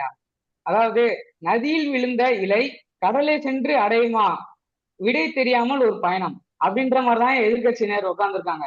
இந்த இளைஞர்கள் வந்து தமிழ் ஆர்வமே இல்லாம இருக்கிறாங்கன்ட்டு நினைச்சுக்கிட்டு அந்த நதியில விழுந்த இலை மாதிரி கடலை போய் அடைவாங்களா இல்லையான்னு நினைச்சுக்கிட்டு இருக்காங்க. ஆனா அப்படிலாம் இல்லம்மா, நாங்க வந்து தமிழ் ஆர்வத்தோட தான் இருக்கோம். எங்க தமிழ் வந்து நல்லா ஓங்கி வளரும். இந்த தமிழை வளர்க்கறதுக்காக தான் நாங்க நிறைய கொண்டாடிக்கிட்டு இருக்கோம். இது மட்டும் இல்லையா, நாங்க தமிழை வந்து எந்த அளவுக்குன்னா, ஒரு மொழி எங்களை திணிக்குது அப்படின்னா, ஒரு புது மொழியை உள்ள கொண்டு எங்களை திணிக்கிறாங்க அப்படின்னா, எங்களுக்கு அந்த மொழியே வேணா, நாங்க தமிழை படிப்போம் இன்னும் உத்வேகத்தோட படிக்கிறோம். ஐயா, அப்ப இந்த காலத்துல தமிழ் குறைஞ்சிருக்குன்னு நினைக்கிறீங்களா இல்ல கூடி இருக்குன்னு நினைக்கிறீங்களா? இப்ப இன்னும் சொல்றாங்க, குறுஞ்செய்திகளா இருக்கட்டும், சோசியல் மீடியாவா இருக்கட்டும், எல்லாத்துலயும் எல்லாரும் இங்கிலீஷ்ல தான் பேசிட்டு இருக்காங்க. மன்னிக்கணும், அவங்க வந்து அதிகமா சோசியல் மீடியா யூஸ் பண்ணலாம்னு நினைக்கிறேன். நீங்க போய் நிறைய செய்திகளையோ எல்லாமே பாருங்க, எல்லாம் தமிழ்ல தான் இருக்கு. கமெண்ட்ஸ் கூட தமிழ்ல தான் இருக்கு. என்ன காரணம் அப்படின்னா, ஒரு இளைஞர் வந்து தமிழ்ல டைப் பண்ண முடியலன்ட்டு அந்த ஒரு தட்டச்சு கண்டுபிடிச்சிருக்காரு. அதனாலதான் இப்ப கூட தமிழ்ல இன்னொரு நினைவூட்டல் பண்ணணும்னு நினைக்கிறையா. இந்நாள் இளைஞர்களுக்கு தமிழ் ஆர்வம் குறைஞ்சுக்கிட்டே இருக்குன்னு நினைக்கிறீங்க. எல்லாருமே டெக்னாலஜிலயோ இல்ல ஏஐலயோ மூழ்கிட்டே இருக்காங்கன்னு நினைக்கிறீங்க. ஆனா இல்லையா, அந்த இப்ப வந்து C++, பைத்தான் இந்த மாதிரியான கம்ப்யூட்டர் லாங்குவேஜஸ் கூட தமிழ்ல இருக்குதுங்க. இப்ப கண்டுபிடிச்சிருக்காங்க, தமிழ்லயே நம்ம எப்படி கோடிங் பண்றது, எப்படி ஒரு ப்ரோக்ராம் பண்றது, எல்லாமே தமிழ்லயே இருக்கு. அப்ப இந்நாள் இளைஞர்கள் வந்து தமிழ் ஆர்வம் இல்லாம இருக்காங்கன்னு நினைக்கிறீங்களா, இருக்குன்னு நினைக்கிறீங்களா? நாங்க வந்து வேலைக்காக 1000 மொழி கற்றுக்கலாம், ஆனா வலிக்கும் போது அம்மானு தான் கத்துவோம். அது வந்து யாராலையும் மறுக்க முடியாது. அதனால யாராவது அடிக்கணும் இல்ல இல்லையா, நாங்களே தட்டி விழுந்தா கூட அப்படிதான். ஒரு எருமை கட்சா கூட அப்படிதான். அம்மான் தான் கட்டுறோம். நாங்க வந்து வேலைக்கா 1000 மொழியை கத்துக்கலாம். ஆங்கிலமா இருக்கலாம், பிரெஞ்சா இருக்கலாம், ஹிந்தியா இருக்கலாம், மத்த எத்தனை மொழியை கத்துக்கலாம். ஆனா நாங்க வலிக்கும் போது அம்மான் தான் கத்துறோமே தவிர வேற மொழியில கத்துறது இல்ல. தமிழ் ஆர்வம் குறைஞ்சிருக்குன்னு நினைக்கிறீங்களா, கூடியிருக்குன்னு நினைக்கிறீங்களா? எங்களை பொறுத்தவரை தமிழ் ஆர்வம் வந்து கூடிதான் இருக்கு. தமிழ் வந்து இன்னும் ஒரு புது முகம் எடுத்து புத்துணர்ச்சியோட வளர்ந்துட்டு இருக்குன்னு தான் நான் நினைக்கிறேன். நன்றி. சிறப்பு சிறப்பு. அந்தோனி ராஜா நிறைய பதில்களை சிவாஜிக்கு கொடுத்திருக்காரு, அதே மாதிரி எமிமானுக்கும் கொடுத்திருக்காரு. இவர் சொல்ற சில விஷயங்கள்லாம் பாக்குறச்சே கல்லூரிகள்ல தமிழ்ச்சங்கம் அதெல்லாம் வளர்க்கறது சரி, அதையும் தாண்டி சில தொலைக்காட்சி தொடர்கள், சில தொலைக்காட்சியில பாத்தீங்கன்னா நிறைய பட்டிமன்றத்துக்குன்னே சில தொலைக்காட்சிகள் இருக்குங்க. உதாரணமா பழைய பட்டிமன்றமா தான் இருந்தாலும் பார்க்கலாம், ஒன்றும் தப்பு கிடையாது. மெகா டிவி இவங்க பாத்தீங்கன்னா வாரத்துல ஒரு நாள் பட்டிமன்றம் வைக்கிறாங்க. அதே மாதிரி சன் டிவி, ஜி இவங்க எல்லாருமே பாத்தீங்கன்னா குறிப்பிட்ட பண்டிகை நாட்கள்ல நிறைய தமிழ் பட்டிமன்றம் வைக்கிறாங்க. அது வந்து நிறைய விஷயங்களை வந்து நமக்கு உணர்த்துது. ஆனா நாங்க இந்த பட்டிமன்றத்தை மட்டும் கேட்டு வளர்ந்தவங்க இல்லை. நான் வந்து பள்ளியில படிக்கிறச்சே ரேடியோ, அப்ப வந்து டிவி கிடையாது, வானொலிப்பட்டியில நிறைய பட்டிமன்றங்கள் வரும். அதுக்கு வந்து கணேசபேசன் ஒருத்தர், அதுக்கப்புறம் நிறைய பேர், சாலமன் பாப்பையா, இந்த மாதிரி இருக்கிறவங்க வந்து நிறைய தமிழ் பட்டிமன்றங்கள் அதுல பேசுவாங்க. குறிப்பா அந்த கம்பராமாயணத்தை எடுத்துட்டு அதுல இருந்து நிறைய விஷயங்களை மேற்கோள் காட்டி பேசுறது, இந்த மாதிரிலாம் செய்வாங்க. தமிழை வளர்க்கறதுங்கிறது வந்து ஒரு பெரிய விஷயம்தான். ஆனா அது வந்து ஆர்வம் இருக்கே தவிர்த்து, ஆனா அந்த அளவுக்கு இன்னும் சரியா இல்ல, நம்ம இன்னும் மாற வேண்டிய விஷயங்கள்ல நிறைய இருக்கிறோம் அப்படின்னு சொல்லி குமரிராஜன் கையில ஒரு லிஸ்டோட தயாரா நிற்கிறாரு. அவரை அழைக்கிறேன். உங்களுடைய குறைப்பட்டியல்களை இப்பொழுது வெளியிடலாம் நீங்கள். மெல்ல தமிழினி சாகும் அந்த மேற்கு மொழிகள் புவியுசை ஓங்கும் என்கிற வரிகளை சுட்டிக்காட்டி இங்கே வந்திருக்கிற அனைவருக்கும் என் இனிய மாலை வணக்கங்களை தெரிவித்துக் கொள்கிறேன். பொய் வாழ விடாது, உண்மை சாக விடாது. எனதருமை எதிரணியினரே, இன்றைய இளைஞர்களுக்கு தமிழ் ஆர்வம் குறைந்துள்ளது என்பது மிகப்பெரிய ஒரு உண்மை. அதை பேச வந்துள்ள என் அணியினருக்கு எதிராக முழுவதுமாக இன்றைய காலத்தில் உள்ள பொய்களை மட்டுமே அடுக்கிக் கொண்டிருக்கும் உங்களுடைய மனசாட்சியை என்ன சொல்வதென்று எனக்கு தெரியவில்லை. வீட்டுல நடுவர் அவர்களை, இன்றைய வீட்டுல நம்முடைய குழந்தைகள் ஒரு தண்ணி கேட்கறத கூட எப்படி கேட்கறாங்க தெரியுமா? மம்மி வாட்டர் ப்ளீஸ் அப்படின்னு தான் கேட்கறாங்க. இதில் சொல்றாங்களா? ப்ளீஸ் கூட சில நேரம் சொல்றாங்க. ஆனா அதுவும் ஆங்கிலமாக இருப்பதை சுட்டிக்காட்ட விரும்புகிறேன். இந்த 3 வார்த்தைகள்ல தமிழ் என்பது எங்கே இருக்கிறது? அதனால்தான் அன்னைக்கே தமிழ் இனி மெல்ல சாகும் அப்படின்னு பாடி வச்சாங்க போல இருக்கு. ஒரு கதை உண்டு. ஒரு ஓட்டுநர் ஒருவர் ஒரு பேருந்த வழக்கமாக ஒரு பேருந்து நிறுத்தும் இடத்துல கொண்டு, பஸ் டிப்போ, இன்னைக்கு இருக்க தமிழ்ல சொன்னா பஸ் டிப்போ.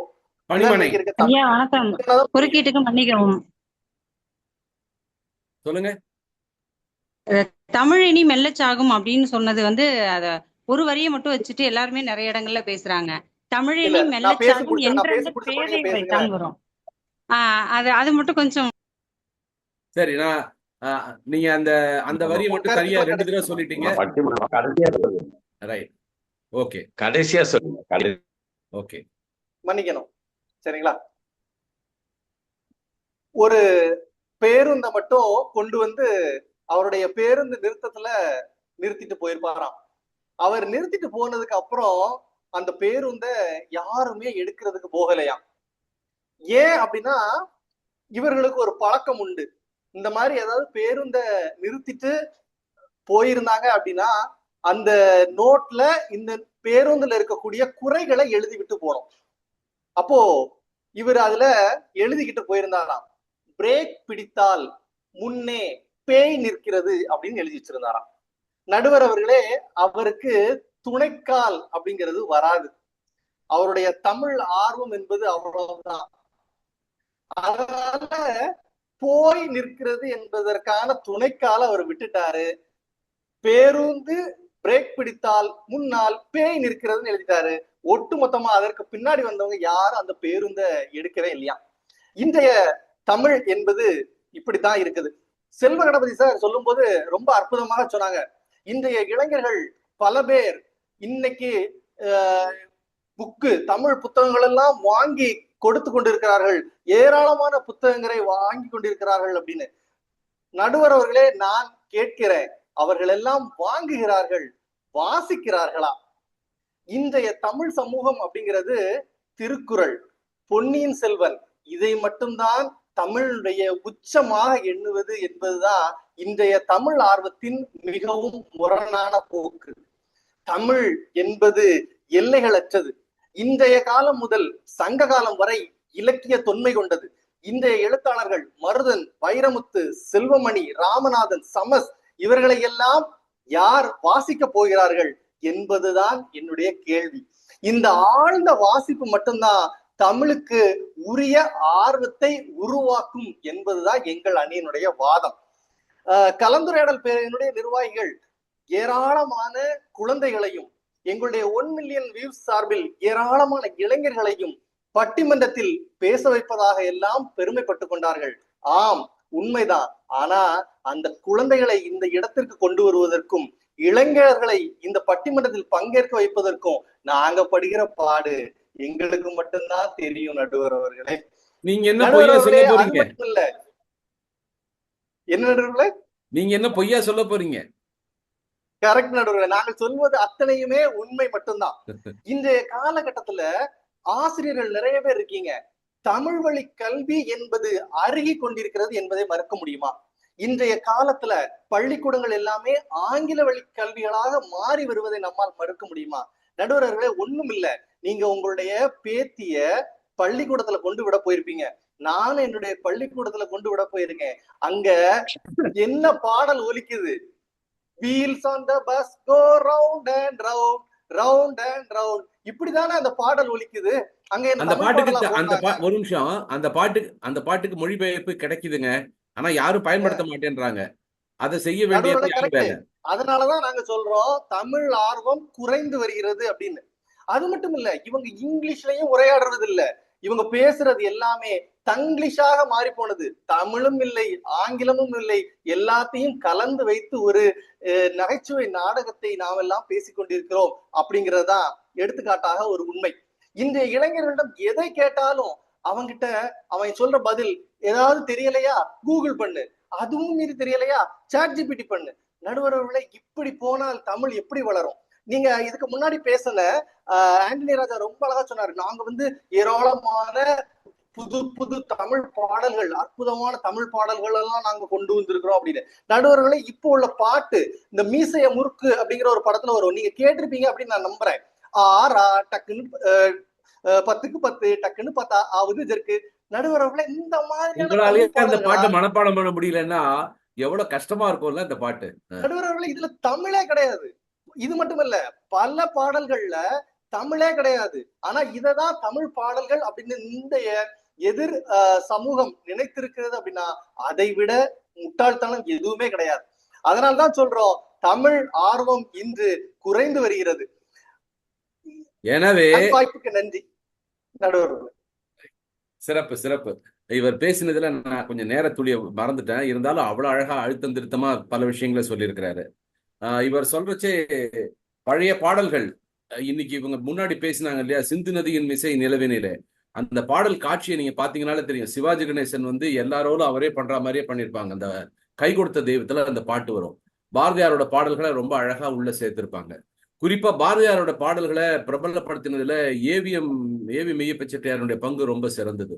அது மட்டும் இல்ல, தமிழ் ரொம்ப கஷ்டமான ஒரு காலகட்டங்கள்ல இருந்தப்போ அந்த தமிழுக்காக பல தியாகங்கள் செஞ்சு இன்னைக்கு நம்ம எல்லாரும் பாராட்டுறோம்ல.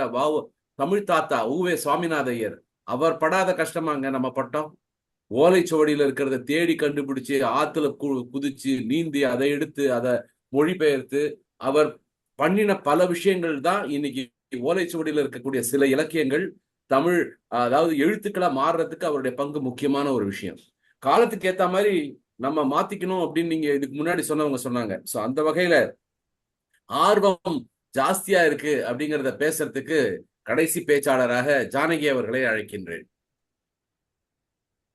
அம்மா, நிறைய பேர் இந்த கண்ணதாசனை பத்தி எல்லாம் யாருமே சொல்லவே இல்லம்மா. ஆரம்பிக்கலாம் ஐயா? ஆரம்பிக்கலாம். என்றுமுள்ள தென்தமிழ் என்று கம்பனும் உன்னை பாராட்டி விட்டான். யாமறிந்த மொழிகளிலே தமிழ் மொழி சிறந்த மொழி என்று பாரதியும் பாராட்டி விட்டார். தமிழுக்கு அமுதென்று பேர் அந்த தமிழ் எங்கள் உயிருக்கு நேர் என்று பாரதிதாசனும் பாராட்டி விட்டார். உன்னை எப்படி அழைப்பேனோ, என்னவென்று அழைப்பேனோ, உண்மையை சொல்லட்டுமா, உள்ளதை சொல்லட்டுமா, உன் புகழ் பாட பிறப்பெடுத்தேன் அம்மா, எண்ணில் கலந்தவளே, எனக்குள் வளர்பவளே, உன்னை எப்படி அழைப்பேன், என் உள்ள தமிழே, அன்னை தமிழே, என் உயிரினும் மேலான தமிழே, என்னுடைய அன்னை தமிழுக்கும் என் அன்னைக்கும் முதல் வணக்கம். இந்த பேரவையில் இருக்கின்ற அனைத்து தமிழர்களுக்கும் என்னுடைய மறுவணக்கம். இந்த கல்யாண பந்தியில பாத்தீங்கன்னா, கல்யாண வீட்டுல கடைசி பந்தி தெரியுங்களா நடுவரே, எப்படி இருக்கணும், அந்த மாதிரி நிலைமை தான் இன்னைக்கு இருக்குது எனக்கு. ஏன்னா கிழிஞ்சு போன இலை, அள்ளி வைக்கிற அப்பளம், காஞ்சி போன சப்பாத்தி, இதுதான் கிடைக்கும் இல்லைங்களா? அந்த மாதிரி நிலைமையில தான் இன்னைக்கு நான் இருக்கிறேன். இருந்தாலும் பரவாயில்லை, இந்த கலந்துரையாடும் பேரவை நமக்கு எடுத்து வைத்து அருமையான சாப்பாடை இங்க போடுவார்கள் என்ற நம்பிக்கையில் இங்கே பேச வந்திருக்கிறேன். எதிரணியினர் எனக்கு கேட்கிறேன், இங்க தமிழ்நாட்டுல இல்லைன்னு நினைக்கிறேன் நடுவரே. அவங்க எல்லாருமே எங்கேயோ ஒரு தீவுல இருந்து வந்து பேசுறதுக்கு வந்த மாதிரி இருக்குது. நான் என்ன கேக்குறேன்னா, இவங்க எல்லாம் யாரு பேசுறாங்க தெரியுமா? அதாவது என்ன சொல்றாங்கன்னா, தலையில கம்பளி பூச்சி, பக்கவாட்டுல 2 வரிக்குதிரை, வாயில தமிழும் வராது ஆங்கிலமும் வராது, புது துணியில கூட கிழிஞ்ச துணியா பார்த்து வாங்கி போடுற நம்முடைய இளைஞர்களை பத்தி தான் இவங்க பேசுறாங்க. இவங்க ஓட்டுற வீல் சக்கரம் பாத்தீங்கன்னா, ஒரு வீல் ஒரு சக்கரம் பூமியில இருக்கும், இன்னொரு சக்கரம் பாத்தீங்கன்னா ஆகாயத்துல இருக்கும். அப்படி ஓட்டிக்கிட்டு இருக்கிற அந்த உருப்படாத இளைஞர்களை பத்தி தான் இவங்க பேசிட்டு இருக்காங்க. அவங்க என்னமோ 20% தான். ஆனா நாங்க பேசுறது யார தெரியுமா? இன்னைக்கும் நம்முடைய நடுவரை போல, இங்க இருக்க ஆன்றோர்களை போல, எடுத்தவுடன் தொலைபேசியில் கூட வணக்கம் என்றும் வாழ்க வளமுடன் என்றும் பேசக்கூடிய எத்தனை இளைஞர்கள் எங்க பக்கம் இருக்கிறாங்க தெரியுமா? அவர்கள் 80%. இவங்க முன்ன பேசினவங்கள நாங்க தமிழ்நாட்டு இளைஞர்கள் பட்டியல்ல கூட வைக்கிறது கிடையாது நடுவரே. அது மட்டும் இல்ல, எமிமா அம்மா பேசினாங்க, தமிழே பார்க்க முடியல, ரொம்ப கஷ்டகாலமா அப்படின்னு. அம்மா, முதல்ல நம்ம அப்டேட்டுக்கு வரணும். இன்னைக்கும் நம்ம கலந்துரையாடும் பேரவையில என்ன பேரு பேசுறாங்க, வால்காவில் இருந்து கங்கை வரை அப்படின்னு ஏறக்குறைய 1943 எழுதுற புத்தகத்தை தான் இன்னைக்கு தொடர்ந்து சொல்லிட்டு இருக்கிறாங்க. இன்னைக்கு இருக்கிற அதே மாதிரி அவங்க பேசுறது சொல்ற வருஷத்தை பாத்தீங்கன்னா, இன்னும் இன்னைக்கு இருக்க இளம் எழுத்தாளர்கள் எழுதின புத்தகத்தை படிக்கிறதுக்கு இன்னும் 100 வருஷம் ஆகும் போல. ஏறக்கூடிய எங்க அவையில இருக்கக்கூடிய நீதியரசர் பிறந்த ஆண்டு வெளிவந்த புத்தகத்தை தான் இன்னைக்கும் பேசிக்கிட்டு இருக்காங்க. அந்த ஜெயமோகனையும் ராஜேஷ்குமாரை தவிர மீதி இன்னைக்கு இளம் எழுத்தாளர்கள் எத்தனை பேர் இருக்காங்க, அதெல்லாம் பேசவே மாட்டீங்களா? அது மட்டும் இல்ல, நம்முடைய சிவாஜி பேசுறாரு, தம்பி ஐயா பயப்படாதீங்க, இன்னைக்கு தமிழ் எப்படி இருக்கு தெரியுமா? அன்று பாட புத்தகத்தில் மட்டும் இருந்த தமிழ் இன்று எல்லா இடங்களிலும் இருக்கிறது. ஓலையிலே பிறந்த தமிழ், ஒளித்திரையில் வளர்ந்த தமிழ், உலகம் முழுவதும் இணைக்கும் தமிழ், என்றும் இளமையான கன்னித்தமிழ். இந்த கன்னித்தமிழ் இன்று கணினி தமிழாகி தமிழ்நாட்டு இளைஞர்களின் கைகளிலே கவிதையாகவும் கட்டுரையாகவும், அந்த இளைஞர்களின் கட்டிலில் கூட காதலிக்கு தலையணை கவிதையாகி, அந்த கவிதைகள் காதலியின் காதுகளில் தேன் தமிழாய் இனிக்கிறது. அது மட்டுமல்ல, இந்த இளைஞர்களின் மேலாடையிலும் பூவையர்களின் புடவையிலும் பிஞ்சி விரல்களின் நுனியில் இருக்கக்கூடிய பிஸ்கட்டுகளில் வரைக்கும் வந்தாச்சு நடுவரே தமிழ். இல்லைன்னு பேசுறீங்க, எல்லாத்தையும் எப்படி ஏத்துக்க முடியும்? நானும் எப்பவுமே சரி என் தரப்பு வாதத்தை மட்டுமே வைத்துக் கொள்ள வேண்டும் என்று நினைப்பேன். ஆனால் இவர்கள் பேசுறத பார்த்தா அவங்களுக்கு பதில் சொல்லாம நம்மளால பேச முடியாது போல. ஒரு இளைஞன் பேசுறான், என்ன தெரியுமா அவருக்கு சொல்றான், பேசும்போது கன்னத்தில் விழுகின்ற தன்னுடைய காதலிக்கு ஒரு கவிதை எழுதுறான் பாருங்க. என்ன தெரியுமா சொல்றாரு? கற்கால மனிதன் கூட கல்லில் கைப்பட எழுதினான் ஆயுத எழுத்தை, ஆனால் நானோ உன்னுடைய கன்னத்தில் எழுதாமலே பார்க்கிறேன் முற்றுப்புள்ளியேன்னு சொல்றான். அந்த முற்றுப்புள்ளியை செல்லமாக தடவினால் அதை காற்புள்ளியாக மாற்றி விடுவேன் என்று, அதற்கு அனுமதி கிடைக்குமா என்று அவ்வளவு நாகரீக காதலா வெளிப்படுத்துறாங்க. அது மட்டும் நடுவரே, எல்லோருக்கும் காதலி இருக்கிறார்கள், எனக்கு இல்லையே என்று தமிழையே காதலிக்க விட்டான் ஒரு இளைஞன். அவன் சொல்றான், கன்னித்தமிழே நீ என்னுடன் இருந்தால் நாம் சங்கத்தமிழாகி அழகான பிள்ளைத்தமிழை வரையலாம் என்று ஒரு இளைஞன் தமிழையே காதலிக்கிற அளவுக்கு ஒரு கவிதை எழுதியிருக்கான். அது மட்டுமில்ல, இன்னைக்கு இளைஞர் இவங்க பேசுறதால எப்படி இருக்கு தெரியுமா? கண்ணை கட்டி காட்டுல விட்ட கதையா தான் இருக்குது. அவங்க சுத்திட்டு இருக்க அந்த வட்டத்தை தாண்டி வெளியில வந்தா நல்லா இருக்கும் அப்படின்னு சொல்லி நினைக்கிறேன். ஒருத்தருக்கு சமையலில் ஆர்வம் இருந்தால் அவர் விதவிதமாக சமைத்து காட்டுவார். ஒருத்தருக்கு ஓவியத்தில் திறமை இருந்தால் வண்ண வண்ணமாக ஓவியங்களை தீட்டுவார். ஒரு இளைஞனுக்கு தமிழில் ஆர்வம் இருந்தால் அவன் பேசுவதன் மூலமாகவும் எழுதுவதன் மூலமாகத்தான் அந்த வெளிப்பாட்டை வெளிப்படுத்த முடியும். அப்படி அமைந்ததுதான் இந்த புத்தக திருவிழாக்கள், புத்தக கண்காட்சிகள். யாருமே எழுதலன்னு சொன்னா, இப்போ அந்த காலத்துல சேக்கிழாரும் நம்முடைய தொல்காப்பியர் எழுதுற புத்தகம் மட்டும் தான் இன்னைக்கு இருக்குதா? சரி, அந்த காலத்துல எழுதுனாங்க, ஒத்துக்கிறோம். என்ன ஒரு 5000 புத்தகம் எழுதிருப்பாங்களா, 10,000 புத்தகம் எழுதிருப்பாங்களா? இன்னைக்கு புத்தக கண்காட்சியில போய் பாருங்களேன், லட்சக்கணக்கான புத்தகங்கள், அதிலும் நம்முடைய இளம் எழுத்தாளர்கள் எழுதிட்டு இருக்கிறாங்க. இப்படிதான் போன நம்ம ஆட்சியில இருந்த நம்முடைய தலைமை செயலாளர் இறையன்பு IAS அவர்கள் சென்னையில் நடந்த புத்தக கண்காட்சிக்கு போறாங்க. போகும்போது அந்த புத்தக கண்காட்சியை ஒரு சுத்திட்டு வரும்போது அவர் சொல்றாரு, என்ன தெரியுமா சொல்றாரு? அரங்குகள் தோறும் புத்தகங்கள் நிரம்பி வழிகின்றன, அடுக்கி வைப்பதற்கூட இடமில்லை. அப்படி திறந்து பார்த்தால் எல்லாம் இளம் எழுத்தாளர்களா இருக்கிறாங்க. இப்படி எழுதி இருக்கிறாங்களே, இதனால நம்ம என்ன பண்ணலாம்? வருஷத்துக்கு ஒரு முறை நடக்கூடிய இந்த புத்தக திருவிழாவை 6 மாதத்திற்கு ஒரு முறை நடத்தலாமே என்று அவர் கூறுகிறார். இதுல இருந்து என்ன தெரியுது? இளம் எழுத்தாளர்கள் அதிகமாகி கொண்டே இருக்கிறார்கள். வீட்டுக்கு ஒரு இளம் எழுத்தாளர் வந்துட்டு இருக்காரு, வீட்டுக்கு ஒரு சாலமன் பாப்பையாவும் வீட்டுக்கு ஒரு பாரதி பாஸ்கரும் இருக்கிறாங்கன்னா ஏன் இவங்க இதெல்லாம் பார்க்க மாட்டாங்களா? அம்மா, நீங்க பேசுறது எல்லாமே தேவையில்லாத ஆணியாவே இருக்குதே. எவ்வளவு விஷயம் இன்னைக்கு நடந்துட்டு இருக்கு. தமிழை மறந்தால் பண்பாடை மறந்து விடுவோம், தமிழை மறந்தால் தமிழர் அடையாளமே மாறிவிடும் என்று இங்க இருந்து வெளிநாட்டுக்கு செல்லக்கூடிய இளைஞர்கள் கூட என்ன செய்யறாங்க தெரியுமா? அமெரிக்கா போனா அமெரிக்கா தமிழ்ச்சங்கம், ஆஸ்திரேலியா போனா ஆஸ்திரேலியா தமிழ்ச்சங்கம், லண்டனுக்கு போனா லண்டன் தமிழ்ச்சங்கம் என்று ஆரம்பித்து அங்கேயும் போய் நம்முடைய தமிழை வளர்த்து கொண்டு இருக்கிறார்கள். இதற்கு நான் உதாரணமா சொல்லணும்னா, நம்முடைய சுபாசினி, பொள்ளாச்சியை, தமிழ்நாட்டு பொள்ளாச்சியை உறைவிடமாக கொண்ட சுபாசினி அவர்கள் அமெரிக்காவிலே தமிழ் பள்ளியை நடத்தி கொண்டிருக்கிறார். அவருக்கு இங்கிருந்து புத்தகங்கள் தயார் செய்து கொண்டு கொடுத்திருக்கிறோம். இது எவ்வளவு பெரிய விஷயம் தெரியுமா?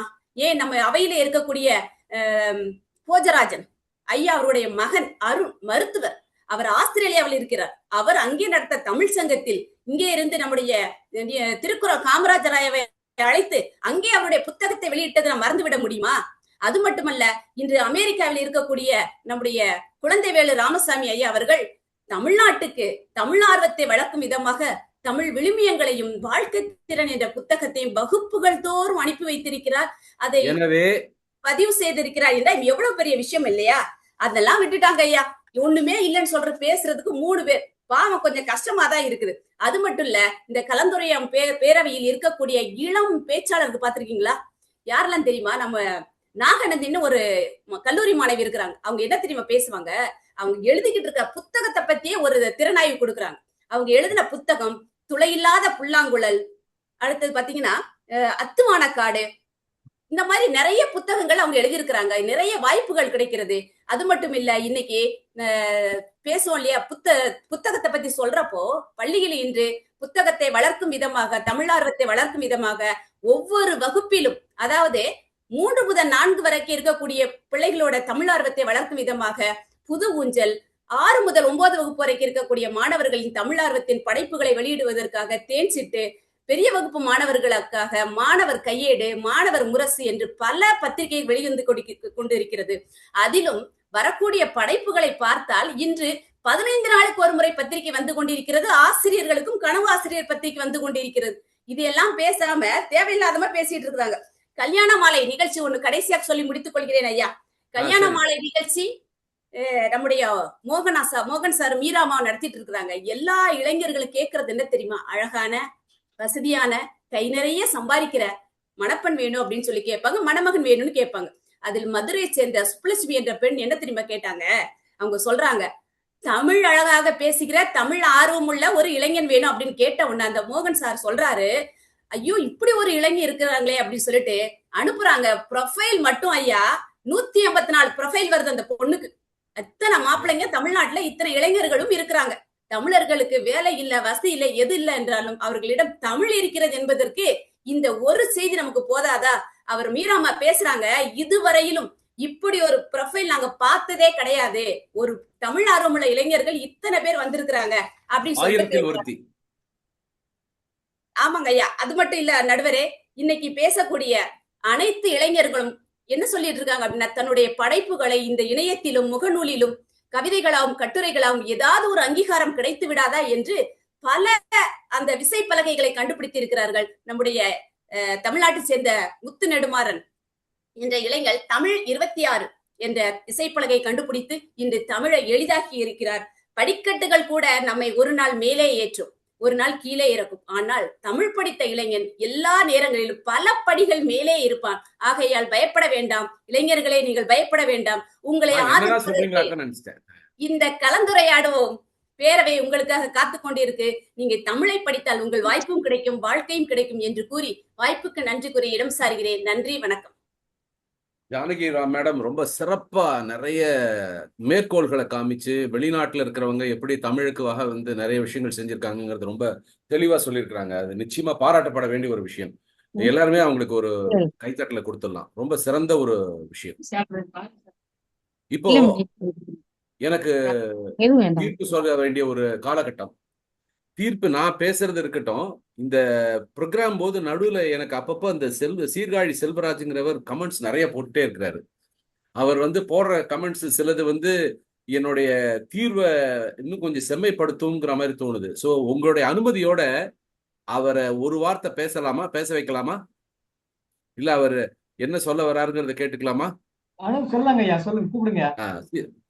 சீர்காழி செல்வராஜ், சீர்காழி சார், நீங்க பேசலாம் சார். சிங்கப்பூர்ல இருந்து பேசுறேன். சொல்லுங்க ஐயா. வணக்கம் எல்லாருக்கும். இந்த பட்டிமன்றம் ஒரு சிறப்பான பட்டிமன்றம்.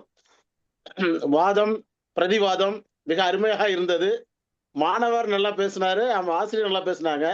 இப்ப இந்த தமிழை எப்படி கடத்தி கொண்டு சொல்வது, அதாவது நம்ம வந்து ஆங்கிலத்தை வந்து பேசிட்டு இருக்கான், புழக்கம் இருக்குது, அது இருக்கத்தான் செய்கிறது, தவிர்க்க முடியாது. ஏன்னா இன்றைய காலகட்டம் நம்ம வந்து மெட்ரிகுலேஷன் ஸ்கூல்ஸ் நிறைய வந்துருச்சு, அது புற்றுச்சல் மாதிரி வந்துருச்சு. ஆங்கில பள்ளிகள் அதிகமாக வந்ததுனால நம்ம தமிழ் பள்ளிகள், அதாவது ஊராட்சி தொடக்க பள்ளிகள் வந்து இருக்குது, அது அந்த எஜுகேஷன் இருக்குது, அந்த கல்வி இருக்குது. ஆனா நம்ம என்ன பண்றோம், நமது தாய்மொழிக்கு வந்து விட்டுட்டு நம்ம அந்த அந்நிய மொழி அந்த பயன்பாட்டுக்கு ஓடுறோம். அதனால வந்து மாணவர் ஒரு மந்தமான நிலை இருக்கிறது. அந்த கல்வி கொள்கையும் வந்து ஒரு சரியானது கிடையாது. புத்தக மூட்டை தான் தூக்கிட்டு போறாங்களே ஒழிய, அந்த காலகட்டத்துல நீங்க சொன்னீங்கல்ல அப்படி எழுதுனாங்கல்ல தரையில, அதே காலகட்டத்தில் நம்மளும் படிச்சிருக்கோம். ஏன்னா அது மனனம் செய்த நேரம். அது இந்த மனனம் எல்லாம் போயிடுச்சு. நேராக ஹேண்ட்போன் எடுத்துக்கிறாங்க போது போன் எடுத்துக்கிட்டு அதுல பாக்குறாங்க, செல்ல பாக்குறாங்க. ஆக இந்த இன்றைய காலகட்டத்திற்கு தேவையான பட்டிமன்றம் அழகா பேசினார்கள். அம்மையார் சூப்பரா அது அழகா பேசினாங்க. அவங்களும் அழகா இருக்கிறாங்க. இன்னைக்கு சேலை உடுத்திட்டு வந்ததே வந்து இன்றைய கட்சி கூட்டமா நினைச்சிட்டு நானு. வெளுத்து வாங்கிட்டாங்க. அதாவது ரொம்ப சிறப்பா இருந்தது. நான் சிங்கப்பூர்ல இருக்கிறேன். இங்கேயே பேச்சாளர் மன்றம், தமிழ் மன்றங்கள் நிறைய இருக்குது. இதுல வந்து சிங்கப்பூர்ல அரசு மொழியாவும் இருக்குதுங்க. நமது நாட்டுல அரசு மொழியா பார்க்கறது ரொம்ப கடினமா இருக்குது. அந்த அரசு மொழி வந்து எல்லா மதங்கள், எல்லா இதுல சமூக மன்றங்கள் இருக்கிறது, அருமையா நடத்துறாங்க. இங்க யாரு வராங்கன்னா பேச்சாளர் மன்றங்கள் நான் பேச்சாளர் மன்ற நிறுவனத்துல இருக்கிறேன் சிங்கப்பூர்ல, சேரன் தமிழ் பேச்சாளர் மன்றத்துல. இந்த மன்றத்துல யாரு வராங்கன்னா பொறியாளர்கள் தான் வராங்க அதிகமா. தமிழ் ஆசிரியர்கள், ஆமா, தமிழ் ஆசிரியர்கள் ரொம்ப குறைவு. வந்துட்டு எட்டி பார்த்துட்டு ஓடிடுவாங்க. ஆனா இந்த அடுத்த காலகட்டத்துக்கு கொண்டு போறது, கணினி மூலமா அவங்கள வந்து கொண்டு போறது, செம்மைப்படி கொண்டு போறது இந்த பொறியாளர்கள் தான் சொல்லி என்ன. நானும் ஒரு பொறியாளர் தான், இந்த பொறியாளர் தான் கடத்திட்டு போறோம். ஆகவே ஆசிரியர்கள் வந்து பணி வந்து முடிஞ்சது இல்லை. ஆசிரியருக்கு நிறைய பணிகள் இருக்கு. எனக்கு என்ன ஆதங்கன்னா, நிறைய தமிழ் ஆசிரியர்கள் ஓய்வு பெற்று வீட்டுல இருக்கிறாங்க. அவங்க எல்லாம் வர மாட்டாங்க, வரணும். அது வந்து இளைஞர்கள் என்ன இன்னும் கொண்டு வரணும், அது களத்துல இறங்கி அவங்க வேலை செய்யணும், செய்ய மாட்டாங்க. அது அந்த ஒரு ஆதங்கம் எனக்கு இருக்கிறது. ஆகவே இந்த பட்டிமன்றம் சிறப்பா நடந்து கொண்டிருக்கிறது. ஒரு நடுவரை வந்து சிறப்பா நடுவரை பார்த்திருக்கோம். அருமையா அருமையா, நன்றியா. ஐயா நடுவர் ஐயா வந்து ஒரு அனுமதியோடு நீதியரசர் நடராஜன் ஐயாவை அழைக்குமாறு கேட்டுக்கொள்கிறோம். நிச்சயமா நிச்சயமா. ஐயா நீங்க பேசலாம் ஐயா. அனைவருக்கும் வணக்கம். இன்றைய சூழலுக்கு ஏற்ற தேவையான மிக முக்கியமான பட்டிமன்றம் இதுதான். அதற்காகவே காமராஜ் ஐயா அவர்களுக்கும் மற்றவர்களுக்கும் எனது வணக்கத்தையும் நன்றியையும் தெரிவித்துக் கொள்கிறேன். 6 நபர்கள் பேசினார்கள். தமிழ் ஆர்வம் குறைந்துள்ளதா குறையவில்லையா என்று. எமிமாள் அவர்கள் ஒரு நல்ல உதாரணத்தை சொன்னார்கள். இப்பொழுதெல்லாம் பெற்ற தாயை முதியோர் இல்லத்தில் விட்டு விடுகிறார்கள். தாயையே கவனிக்காதவன் தாய்மொழியை எங்கே கவனிப்பான் என்கிற அருமையான ஒரு கேள்வியை எழுப்பினார்கள். ஐயா செல்வ கணபதி அவர்கள் BA தமிழ் அதிகமாக எடுக்கிறார்கள் என்று சொன்னார். தனித்தமிழ் மாநாடு நடக்கிறது, இதெல்லாம் வளர்ச்சியை காட்டுகிறது என்றார். எனக்கு அது ஒரு ஐயப்பாடு எழுகிறது. தனி தமிழ்நாடு தமிழ் மாநாடு என்றால் தமிழ் மொழிக்கு மாநாடு நடத்தி தனி தமிழை பேச வேண்டும் என்று சொல்கிற நிலைக்கு நாம் கீழே இறங்கிவிட்டோம் என்பதைத்தான் அதை சுட்டிக்காட்டுகிறதை ஒழிய நாம் தமிழ் ஆர்வத்தில் கூடிவிட்டோம், அதிகமாக ஆர்வம் வந்துவிட்டது என்று பொருள் அல்ல என்பது எனது கருத்து. சிவாஜி தமிழ் ஆர்வம் குறைகிறதா என்று பேசினார். ஆனால் அவருடைய உரையில் அதிகமான ஆங்கில வார்த்தையை பயன்படுத்தினார். அதை அவர் தவிர்த்திருக்கலாம் என்பது எனது கருத்து. அடுத்து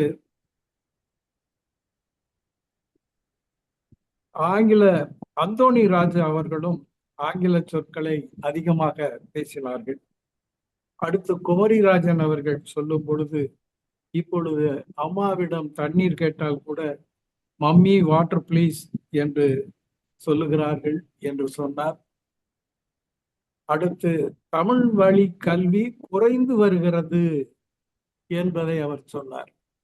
அதற்கு அடிப்படை காரணம், தமிழ்நாட்டில் கல்வி முறையில் 6 வகை பாடத்திட்டங்கள் கல்வி திட்டங்கள் இருக்கின்றன என்பதுதான்.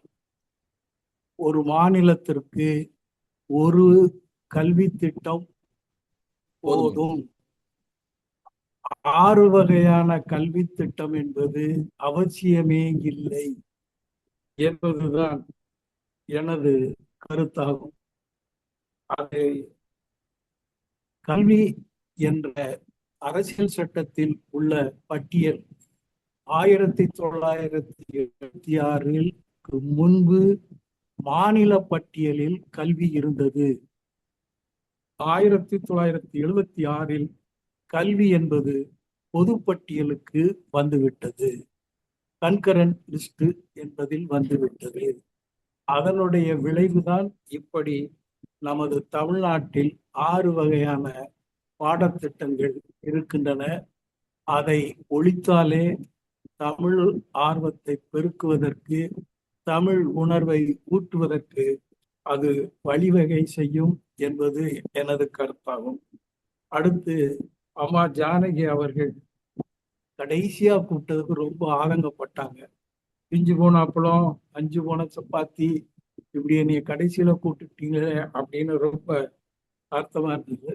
ஆனா உங்களுடைய நீங்கள் வழங்கிய பதார்த்தம் தான் சுவையாக இருந்தது என்பதை நான் சொல்லிக்கொள்ள விரும்புகிறேன்.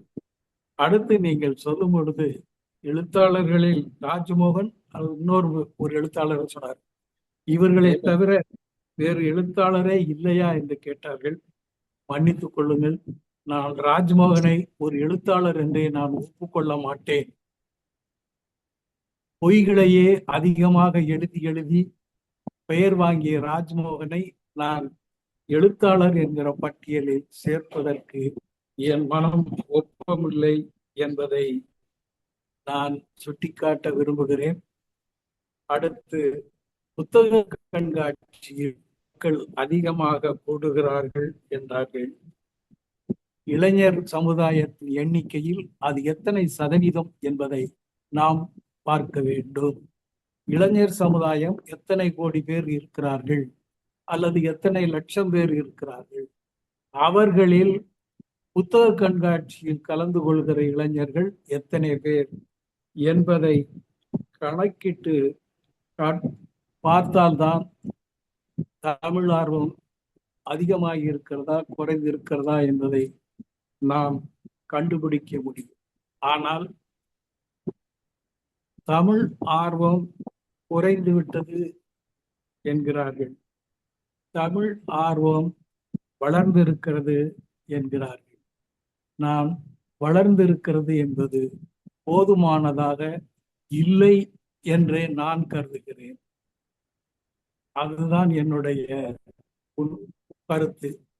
தமிழ் ஆர்வம், தாய்மொழி பற்று இல்லை என்றால் வடநாட்டில் குஜராத், மகாராஷ்டிராவில் அவர்கள் மொழியை முற்றிலுமாக இழந்து போய் இருக்கிறார்கள் என்கிற அவல நிலை இந்த தமிழ்நாட்டிற்கும் வந்துவிடக்கூடாது என்று நான் அன்போடு கேட்டுக்கொண்டு, தமிழார்வம் இன்னும் இன்னும் இன்னும் அதிகமாக வேண்டும் என்று கூறி வாய்ப்புக்கு நன்றி கூறி அமைகிறேன். நன்றி, வணக்கம்.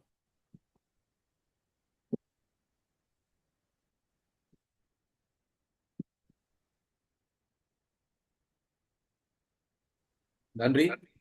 என்னுடைய வேலையை பாதி முடிச்சிட்ட வாழ்த்துக்கள் மற்றும் என்னுடைய பாராட்டுதல்கள். தமிழை வந்து ஒரு தாய் கிட்ட இருந்து ஆரம்பிக்கலாம். தாய் வந்து தமிழை வந்து ஒரு பாட்டு மூலமா சொல்லி அந்த குழந்தைக்கு தமிழ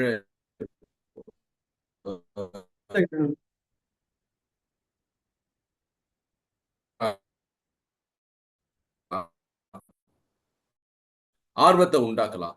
அதே மாதிரி வீட்டுல தமிழ் பேச, இப்போ தமிழ் சார்ந்து யாரோ சொன்னாங்க வாரம் ஒரு இம்பார்ட்டன்ஸ் கொடுத்து வீட்லயும் வேஷ்டிக்கு செல்லும் போது ஜீன்ஸ் எல்லாம் தவிர்த்துட்டு வேஷ்டி கட்டுறது, அந்த மாதிரி பாரம்பரிய உடைக்கு நிச்சயமா நம்ம பள்ளிகள்ல வளர்க்கறதுக்கு பேச்சு போட்டி, அதுக்கப்புறம் வந்து கட்டுரை போட்டி, கவிதை போட்டி வைக்கிறாங்க. நான்லாம் ஸ்கூல்ல படிக்கிறச்சே இந்த மாதிரி பல போட்டிகள்ல கலந்துக்கிட்டு பேசுறதுக்கு கிடைச்ச வாய்ப்புகளை பயன்படுத்தினதுனால இங்க ஏதோ என்னால கொஞ்சமாவது பேச முடியுது. குறிப்பா நாங்க வந்து நிக்கில் ஃபவுண்டேஷன் ஒரு இயக்கத்துல இருக்கோம். நாங்க வந்து இந்த கொரோனா காலத்துல நாங்க எங்கேயும் போய் கிளாஸ் எடுக்க முடியாத ஒரு காலகட்டத்துல எங்களுடைய நிறுவனர் என்ன சொன்னார்னா, எங்களுக்கு ஒரு தலைப்பு கொடுத்துருவாரு. அந்த தலைப்புல நாங்க சில செய்திகளை கண்டுபிடிச்சு அதை தமிழ்ல போட்காஸ்ட் மாதிரி போட்டோம்.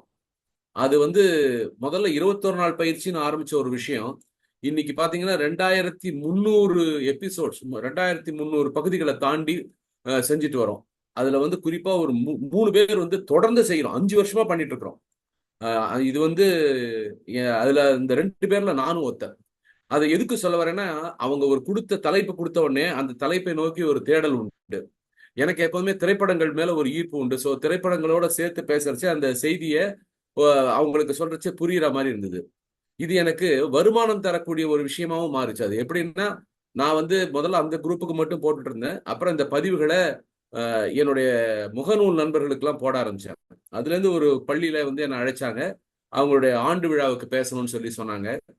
அதற்கு ஊதியமும் கொடுத்தாங்க. ஆனா நான் போய் பேசிட்டு வந்ததுக்கு அப்புறம் எனக்கு கொடுத்த ஊதியம் பாத்தீங்கன்னா, அவங்க 5000 ரூபாய் சொன்னது 7500 ரூபாய் கொடுத்தாங்க. அவங்ககிட்ட கேட்டேன், என்னங்க அப்படின்னு. உங்களோட பேச்சு சிறப்பா இருந்ததுன்னாங்க. நான் நினைச்சுக்கிட்டேன், இது ஒரு நாள்ல வந்த விஷயம் இல்ல, 2300 நாள் தொடர்ந்து ஒரு விஷயத்த செஞ்சப்போ நமக்கு கிடைச்ச ஒரு பலன் அப்படின்னுட்டு. சோ அந்த வகையில தமிழுக்காக நம்ம செய்யக்கூடிய சில விஷயங்கள், தொடர்ந்து செய்யக்கூடிய விஷயங்கள் என்னன்னு பாத்தீங்கன்னா, தினமும் தமிழ்ல கொஞ்சம் ஏதாவது ஒரு புஸ்தகத்தை எடுத்து ஒரு பக்கத்தை வாசிக்கணுங்கிற ஒரு பழக்கத்துக்கு முதல்ல வரணும். ஏன்னா இப்போ நிறைய கல்லூரிகள்ல நாங்க வகுப்பு எடுக்கிறச்சு அவங்க பேரை எழுத சொன்னா நிறைய அந்த மெல்லிய ரெட்டைக்கால் போடுறதுக்கு பதிலாக இந்த கொம்பு வந்து மாத்தி போடுறாங்க. இந்த மாதிரி நிறைய விஷயங்கள் வருது. அப்போ எழுத்து பயிற்சியும் போயிருச்சு, பேச்சு பயிற்சியும் போயிருச்சு, அப்புறம் படிக்கிற பயிற்சியும் போயிருச்சுன்னா அப்புறம் தமிழ் எப்படி வளரும் சொல்லுங்க. அப்ப இப்ப இனிமே நம்ம சிறப்பா எடுத்துக்க வேண்டிய விஷயம் என்னன்னா, இந்த காலகட்டத்துல இன்னைக்கு இந்த பட்டிமன்றம் வந்து ஒரு சிறந்த என்ன சொல்றது, ஐ ஓப்பனர்னு சொல்லுவாங்க. இது வந்து நம்மளுடைய கண்களை திறந்து விட்டுருக்கு. இனிமே வந்து நம்ம தயவு செஞ்சு உஷாரா இருக்க வேண்டிய ஒரு காலகட்டம். தமிழ்ல வந்து செய்திகளை படிக்கிறது, அதுக்கப்புறம் தமிழ் செய்திகளை கேட்கறது. நாங்கெல்லாம் வந்து தமிழ் செய்திகளை கேட்டு வளர்ந்தவங்க. சரோஜ் நாராயண் சுவாமி, விஜயம், இந்த மாதிரி அவங்களுடைய குரல்களுக்கே நாங்க அடிமை. ஸோ சொல்லக்கூடிய செய்தியை அழுத்தம் திருத்தமா சொல்லுவாங்க. இன்னைக்கு திரைப்பட காட்சிகளாகட்டும் இல்ல டிவியில வரக்கூடிய காட்சிகள்லாம் பாத்தீங்கன்னா அந்த ழாவே வரமாட்டேங்குது. அந்த மெல்லினம் வந்து ரொம்ப வல்லினம், மெல்லினம், இடையினம், இந்த மூணுமே வந்து அவங்களுக்கு சரியா வரமாட்டேங்குது. ஸோ இதுக்கெல்லாம் பயிற்சி கொடுத்து அவங்கள வந்து அந்த மாதிரி ஆட்களை நம்ம எடுத்துட்டு வந்து அவங்களுக்கு தேவையான சில விஷயங்கள் செஞ்சோம்னா நல்லா இருக்கும். அது மட்டும் இல்ல, நிறைய தொலைக்காட்சிகள் வந்து எனக்கு நல்ல ஞாபகம் இருக்கு. நெல்லை கண்ணன் வந்து நீதிபதியா இருந்து பல இளம் பேச்சாளர்களை உருவாக்கி இருக்கிறாரு. அந்த மாதிரி உருவாக்கினவங்க திரும்ப அதே தொலைக்காட்சியில தொகுப்பாளரா மாறினதையே நான் பார்த்திருக்கிறேன். ஸோ ஆர்வத்தை தூண்டக்கூடிய வகையில நம்ம சில விஷயங்களை செய்ய வேண்டிய ஒரு காலகட்டத்துல இருக்கோம். தமிழ் அப்ப இளைஞர்கள் கையில இருக்கக்கூடிய தமிழை வந்து இன்னும் வளர்க்கறதுக்கு வளர்ந்துருக்கு. ஆனா நம்ம எதிர்பார்த்த அளவுக்கு வளரல அப்படிங்கறதா உண்மை. அப்போ இதை அடுத்த நிலைக்கு எடுத்து போறதுக்கு எல்லாரும் சேர்ந்து செயல்பட வேண்டிய ஒரு காலகட்டம். தினமும் தமிழ் ஏதாவது ஒண்ணு காதுல கேட்கணும், தமிழ் பேச்சு காதுல கேட்கணும். அதுக்கப்புறம் 5 நிமிஷமா இருந்தா கூட பரவாயில்ல. யோசிச்சு பாருங்க, அந்த 5 நிமிஷம் பேசிதானே தென்கட்சி கோ சுவாமிநாதன் அவ்வளவு பெரிய பேச்சாளரா மாறினாரு. அவருக்கு கிடைச்சது 5 நிமிஷம் தான். ஸோ அந்த மாதிரி தமிழை வளர்க்கணும்னு நினைக்கிறவங்க தயவு செஞ்சு வீட்டுல தமிழ் பேசுங்க. அதுக்கப்புறம் வெளியில இருக்கிறச்சே தமிழ் பேச பிராக்டிஸ் பயிற்சி கொடுங்க. நாங்க ஒரு ஜேசிஸ் கிளப்ல இருந்தப்போ ஒரு நாளைக்கு ஒரு திடீர்னு தோணுச்சு, போன்ல எடுத்து நான் சொல்றச்சே அவங்க என்ன சொல்லணும்னா வாழ்க வளமுடன் சொல்லணும். அந்த மாதிரி சொல்றவங்களுக்கு நாங்க பரிசு கொடுக்கறதா வச்சுட்டு இருந்தோம். ஒரு 100 பரிசுகளுக்கு கையில வச்சுட்டு 5 பேரை வந்து ஒரு 500 பேருக்கு பண்ண சொன்னோம். அதுல பாத்தீங்கன்னா ஒரு 20 பேருக்கு தான் அந்த பரிசுகளை எங்களால கொடுக்க முடிஞ்சது. போன் எடுத்த உடனே ஹலோ யார் பேசுறது அப்படின்னு தான் சொல்றாங்க தவிர்த்து வாழ்க வளமுடன் அப்படிங்கறத யாருமே சொல்லல. சோ நம்ம எப்பவுமே ஒரு விஷயத்த நல்ல விதமா ஆரம்பிச்சோம்னா நம்ம பல விஷயங்களை செய்ய முடியும். அந்த வகையில இந்த பட்டிமன்றத்தை நான் எப்படி பாக்குறேன்னா இது ஒரு உரைகளா பாக்குறேன். இதுக்கப்புறம் இது வரைக்கும் எப்படியோ இனிமே எப்படி அப்படிங்கறத நம்ம இனிமே என்ன செய்ய போறோங்கிறத நமக்கு இந்த பட்டிமன்றம் மூலமா சில விஷயங்கள் நமக்கு புலப்படுது. அந்த 80% 20%ங்கிறதெல்லாம் தாண்டி எல்லாருக்குமே தமிழ் ஆர்வம் இருக்கணும். வெளிநாடுகள்ல வசிக்கக்கூடியவங்க அவங்க வீட்டுல பேசக்கூடிய தமிழ் மொழி அந்த அளவுக்கு கூட இங்க வீட்டுல பேசுறவங்களுடைய தமிழ் மொழியினுடைய அந்த செழுமை இல்லை. ஸோ அதை வளர்க்கறதுக்கு நிச்சயமா தினமும் ஏதாவது தமிழ் படிக்கணும், தமிழ் கேட்கணும், தமிழ் எழுதணும் அப்படிங்கிறத ஒரு ஆத்மார்த்தமா செஞ்சா பல விஷயங்கள் செய்ய முடியும். ரொம்ப எல்லாம் மெனக்கட வேண்டாம். வீட்டுல எஃப்எம் ரேடியோ இருக்கா, அதுல வந்து ஏதாவது சில செய்திகளை கேட்கறது. அதே மாதிரி யூடியூப்ல பழைய பட்டிமன்றங்களை பார்க்கறது, பழைய திரைப்படங்களை பார்க்கறது. இந்த மாதிரி எல்லாம் பார்த்தோம்னா தமிழ் ஆர்வமும் வரும். திருவள்ளுவரை பத்தி பல விஷயங்களையும் நம்மளால தெரிஞ்சுக்க முடியும். ஸோ நான் மொத்தமா சொல்றது என்னன்னா இளைஞர்கள்ட்ட இருக்கக்கூடிய தமிழ் ஆர்வம் குறைந்துள்ளது. அதை வந்து அதிகப்படுத்துவது யார் கையில் இருக்குன்னா எல்லார் கையிலையும் இருக்கு. ஒரு ஆசிரியர் கையிலையோ இல்லாட்டினா அந்த பையனுடைய பெற்றோர் கையிலையும் அவனுடைய நண்பர்கள் கையிலையும் தான் இருக்கு. சின்ன வயசுல எனக்கு வந்து மாத்திரை இலக்கணத்துல வரக்கூடிய மாத்திரைன்னு சொன்னப்போ நான் அந்த பாடத்தை கவனிச்சதை சொன்ன உடனே அவர் சொல்றாரு, இருக்கிற 10 பேர்ல நீ மட்டும்தான் அதுக்கு வந்து நீ சரியா நான் சொன்னது தப்புங்கிறத கண்டுபிடிச்ச அப்படின்னு சொல்லிட்டு. ஸோ ஒரு விஷயத்துல ஆர்வத்தை உண்டாக்கக்கூடிய அளவுக்கு தமிழை கொஞ்சம் சிறப்பா செஞ்சாங்கன்னா கண்டிப்பா பண்ண முடியும். அதற்கான சில முயற்சிகள் இருக்கு. முன்னாடிலாம் வந்து நம்ம அலைபேசியில வந்து தமிழ் அடிக்கிறதுக்கு கஷ்டப்பட்டுட்டு இருந்தோம். இப்ப எல்லாமே தமிழ்ல வரைச்சு. ஆனா அந்த தமிழ் வந்து அடிச்சதுக்கு அப்புறம் அப்படியே அனுப்பாம அதுல இருக்கக்கூடிய அந்த பிழைகளை திருத்தி அனுப்பிச்சோம்னா நம்ம கண்டிப்பா தமிழை வளர்ப்போங்கிறத மாற்று கருத்தே கிடையாது. ஸோ அந்த வகையில இது ஒரு ஆரம்பம். இதுக்கு மேல நம்ம செய்ய வேண்டிய விஷயங்கள், நம்ம தமிழை வந்து எங்க பார்த்தாலும் தமிழ் படிக்கக்கூடிய எழுத்துக்களை சத்தம் போட்டு படிக்கணும். அதே மாதிரி வீட்டுல தமிழ் பேசணும். இந்த மாதிரி தமிழோட நாம வாழ்ந்தோம்னா நிச்சயமா தமிழ் நம்மளை கைவிடாதுங்கிறதுல மாற்று கருத்தே கிடையாது. ஸோ அந்த வகையில இந்த அருமையான ஒரு பட்டிமன்றத்தை ஏற்பாடு செய்த நம்மளுடைய குழுவுக்கும் எங்களுக்கு ஆதரவு கொடுத்து இந்த பட்டிமன்றத்தை சிறப்பாக உங்கள் இந்த கலந்துரையாடல் பகுதியில் எங்களுக்காக ஒரு வாய்ப்பு கொடுத்த உங்கள் அனைவரையும் வணங்கி மகிழ்கிறோம் பட்டிமன்றத்தின் சார்பாக. நன்றி, வணக்கம். மகிழ்ச்சி ஐயா. தற்பொழுது சுகன்யா முத்துசாமி அவர்களை தங்கள் கூற வந்த கருத்துக்களை பேச அனுமதிக்கிறோம். வாருங்கள் சுகன்யா முத்துசாமி அம்மா, வாருங்கள் அம்மா. மெல்ல தமிழ் இனி சாகும் என்று உரைத்த பேதை, அதை சொல்லுங்கம்மா. சுகன்யா முத்துசாமி, வாங்கம்மா. அனைவருக்கும் இனிய மாலை தமிழ் வணக்கம் ஐயா. தமிழ் நெஞ்சங்களை போற்றி பாராடுகின்ற வேளையில் பாவேந்தர் பாரதிதாசன் பாரதிக்கு அடிமையான ஒரு காரணம் என்னவென்றால், பாரதி கூறினான் தமிழ் சாகும் என்ற அந்த பேதை உரைத்தான் ஒரு வரி சொல்லியிருப்பாங்க. இன்றைக்கு நிறைய மன்றங்கள்ல எடுத்தாளக்கூடியவர்கள் என்ன பண்றாங்கன்னா மெல்ல தமிழனி சாகும்ன்றதோட நிறுத்திடுறாங்க. பாரதி அந்த வரியை பயன்படுத்தவே கிடையாது. அவர் வந்து திட்டுறாரு, யார் அப்படி தமிழை சாகும்னு சொன்னது? ஏதோ ஒரு பேதை சொல்லிட்டான், சென்றிடுவீர் எட்டு திக்கும். அதனால தமிழ் மக்கள் தமிழ் நிலத்துல மட்டுமே இருக்கிறதுனாலதான் இந்த ஒரு பேர் நமக்கு கிடைக்குது. அப்ப தமிழ் மக்கள் 8 திக்கும் செல்ல வேண்டும், எல்லா மொழிகளையும் கற்க வேண்டும், எல்லாவற்றிலும் கிடைக்கக்கூடிய நல்ல நூல்களை, இரவாத நூல்களை புகழோடு கொண்டு வந்து தமிழுக்கு சேர்ப்பித்தல் வேண்டும் என்ற நோக்கில் பல சாஸ்திர நூல்கள், வானியல் நூல், கணித நூல் என்று எந்த துறையையும் விட்டு வைக்க கூடாது என்பது போன்ற ஒரு கோப கனல் தரிக்கக்கூடிய வார்த்தை தான் அது. அந்த அந்த சொல்லாடலை நாம் சற்று மாற்றி உரைப்பது கொஞ்சம் மனது கடினமாக உள்ளது ஐயா கேட்பதற்கு. அதனால்தான் இடைமறித்தேன். அதற்காக சிரமத்திற்கு வருந்துகிறேன் ஐயா. வாய்ப்பு நல்கியதற்கு நன்றி. மிக அருமையானதொரு பட்டிமன்றம், நல்ல சொல்வளம், நல்ல கருத்துக்கள், நல்ல இனிமையான கருத்துக்கள். அதாவது தமிழை வளர்க்கிறோம்னு சொல்றோமே தவிர தமிழை தங்க வீட்டுல கூட வளர்க்க முடியல அப்படின்ற கருத்தெல்லாம் எடுத்து வச்சுங்க. எல்லாமே உண்மைதாங்கய்யா. ஒரு சில இடங்கள்ல சில சொற்கள் எல்லாம் வாழ்க்கையில கலந்திருக்கும் போது தமிழ் தானோ அப்படின்னு நாமளே ஐயப்படக்கூடிய அளவுல ஆங்கில சொல் மிகுதியாக கலந்துடுச்சுங்கய்யா. இப்ப இந்த சூழலை மாற்றுவதற்கு இப்ப இடையில கூட கொஞ்சம் பேர் சொன்னாங்க, நம்மளுடைய சீர்காழி ஐயா கொள்ளிடத்திலிருந்து சிங்கப்பூர் சென்றிருந்தாலும் கூட அம்மா ஜானகிமா சொன்னது மாதிரி இளைஞர்கள் பல இடங்கள்ல சென்று தமிழை வளர்க்கறதுக்கு நம்ம ஐயாவே ஒரு உதாரணம் தான். எப்ப போய் அங்கிருந்து தமிழை வளர்த்து கொண்டு இருக்கக்கூடிய அவருடைய ஆர்வத்திற்கு நிகராக இங்க ஆர்வம் இருக்குதா அப்படின்னாக்க கொஞ்சம் குறைவுதான் ஐயா. ஆனா முயற்சிகள் மேற்கொள்ளப்பட்டுதான் வருகின்றன. அவர் ஒரு கருத்து சொன்னாரு, பொறியாளர்கள் தான் வளர்க்கிறாங்க, தமிழ் ஆர்வலர்களோ தமிழ் ஆசிரியர்களோ வளர்க்கல அப்படின்னு சொல்லிட்டு. பொறியாளர்களுக்கு வாய்ப்பு கிடைக்குதுங்கய்யா, தமிழ் ஆர்வலர்களுக்கோ தமிழ் ஆசிரியர்களுக்கோ கட்டுப்பாடுகள் நிறைய இருக்கு. அதை விடுத்து வெளியில வர முடியல. மிக முக்கியமான ஒரு சூழல் என்ன அப்படின்னாக்க பணம் தாங்கய்யா.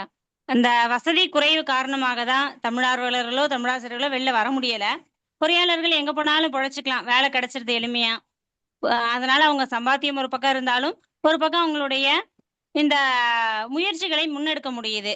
தமிழாசிரியர்களுக்கு வேலை கிடைக்கிறதே குதிரை கொம்பா இருக்கும் பொழுது முயற்சிகளை எங்கெங்கயா முன்னெடுக்கிறது? அது எந்த காலத்துல பாடி வச்சாங்களோ தெரியல. தமிழ் படிச்சாலே அந்த வறுமையும் அந்த புலவன் கூட சேர்ந்தே வரும் என்பது போல மிகுந்த சிரமத்திற்கு உள்ளாக தான். இப்ப நான் என்னையே எடுத்துட்டீங்கன்னா, நான் நடுத்தர வர்க்கத்துல இருந்து தான் வந்தேன். இப்ப முதல்ல என்னுடைய குடும்பத்தை பார்க்கக்கூடிய பொறுப்பு தான் எனக்கு கிடைக்கும். அதற்கு பிறகுதான் மற்ற செலவுகளை என்னால செய்ய முடியும் அப்படிங்கிற ஒரு சூழல் தாங்க. இது மாதிரி என்னையும் விட இன்னும் மிக மோசமான ஒரு சூழல்ல இருந்தெல்லாம் தமிழர்கள் வெளில வந்திருக்காங்க. அவங்களுக்கெல்லாம் நல்ல தமிழ் ஆசிரியர்கள் இருக்காங்க, நல்ல தமிழ் வளர்க்கிறவங்க இருக்காங்க. வாய்ப்புகள் ஆனா அவங்களுக்கு எல்லாம் கிடைக்கிறதே இல்லைங்க. அதுதான் மிக முக்கியமான ஒரு காரணமா நான் கருதுறேங்க. என்னுடைய சிற்றறிவுக்கு எட்டிய வகையில், பல மன்றங்களில் நான் கலந்து கொண்ட வகையில், பலரிடம் நான் உரையாடிய வகையில் எனக்கு கிடைத்த ஒரு என்னுடைய கருத்துங்கயா இது. இதை இந்த மன்றத்துல பதிவிட்டு வாய்ப்புக்கு நன்றி பாராட்டி விடைபெறுகிறேன். நன்றி, வணக்கம் ஐயா. மகிழ்ச்சி மகிழ்ச்சி சுகன்யா முத்துசாமி அவர்களே. தன்னுடைய கருத்து எந்த அளவுக்கு மெய்யானது என்று தெரியவில்லை. கல்வி தமிழை பரப்புவதற்கும் வளர்ப்பதற்கும் பணம் தேவையில்லை. இப்பணம் இல்லாமலேயே, பொருளாதார வசதி இல்லாமலேயே நிறைய பேர் தமிழை வளர்த்து கொண்டுதான் இருக்கிறார்கள். செந்தமிழே உயிரே நருந்தேனே, செயலினை மூச்சினை உனக்களித்தேனே, நைந்தா எனில் நைந்து போகும் என் வாழ்வு, நன்னிலை உனக்கெனில் எனக்கும் தானே என்ற பாவேந்திரன் பாவலர் வரிகளை இங்கே நினைவூட்டுகிறோம். நிறைவடைந்து விட்டதால் பேச வாய் விரும்புபவர்கள் கையை உயர்த்தினால் அவர்களை அழைக்க வசதியாக இருக்கும். வாருங்கள், யாரேனும் தங்கள் கருத்துக்களை தெரிய விரும்பினால் கையை உயர்த்தலாம்.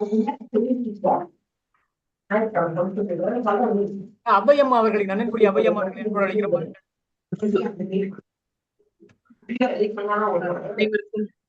அன்பான வாழ்த்து. இந்த முதல் வணக்கம் அப்படிங்கிறதுல இருந்து தொடங்கலாம்னு நினைக்கிறேன். வணக்கம் சொன்ன போதும் முதல் வணக்கம் தேவையில்லை, காலை வணக்கம் மாலை வணக்கம் அதெல்லாமும் தேவையில்லை. ஏன்னா வாழ்த்து, குட் மார்னிங் அப்படின்னு சொல்லும் போது அது வாழ்த்து, நல்ல காலையாக அமையட்டும் என்று வாழ்த்துகிறோம். அப்ப அது காலை அங்க தேவை. வணக்கம்னா வணங்குறது. இந்த வணங்குறது இங்க மட்டும்தான் வழக்கம், தமிழருடைய வழக்கமும் அது அல்ல. அதையும் நம்ம புரிஞ்சுக்கணும். ஐயா இப்ப பிரம்மநாயகம் ஐயா சொன்னது மாதிரி ஏன் தமிழ் ஆர்வம் வேணும் அப்படின்னா, தமிழ் நைந்து போனால் தமிழர் வாழ்வு நைந்து போகும், நன்னிலை உனக்கெனில் எனக்கும் தானே. அதனால தமிழர் வாழ்வு பெறுவதற்காகத்தான் தமிழர் வாழ வேண்டும். அதனால நாம தமிழை வளர்க்கறது நம்முடைய நலத்துக்காக, அந்த இனத்தின் நலத்துக்காக. இப்ப இந்த இனம் அப்படின்னு நம்ம சொல்றோம், நாம் எல்லாம் தமிழர் என்று சொல்லுகிறோம், ஒன்றுபடுகிறோம் என்ன, அதுக்கு அடையாளமாக அடிப்படையாக இருப்பது நம்முடைய மொழி. அப்ப அந்த மொழி சிறந்தால்தான் நாம நல்லா இருக்க முடியும். அது தமிழை வளர்க்கிறேன் அப்படின்னு இந்த பாடல்களை சொல்லுவதனாலோ, அந்த உணர்வு பூர்வமாக உணர்ச்சி கொண்டு பேசுவதனாலோ தமிழ் வளர்ந்து விடாது. தமிழை அழிக்காம இருந்த போதும், அத போல தமிழை தமிழாகவே ஆள வேண்டும், தமிழை தமிழாகவே வளர்க்க வேண்டும். அதுவும் முதன்மையானது.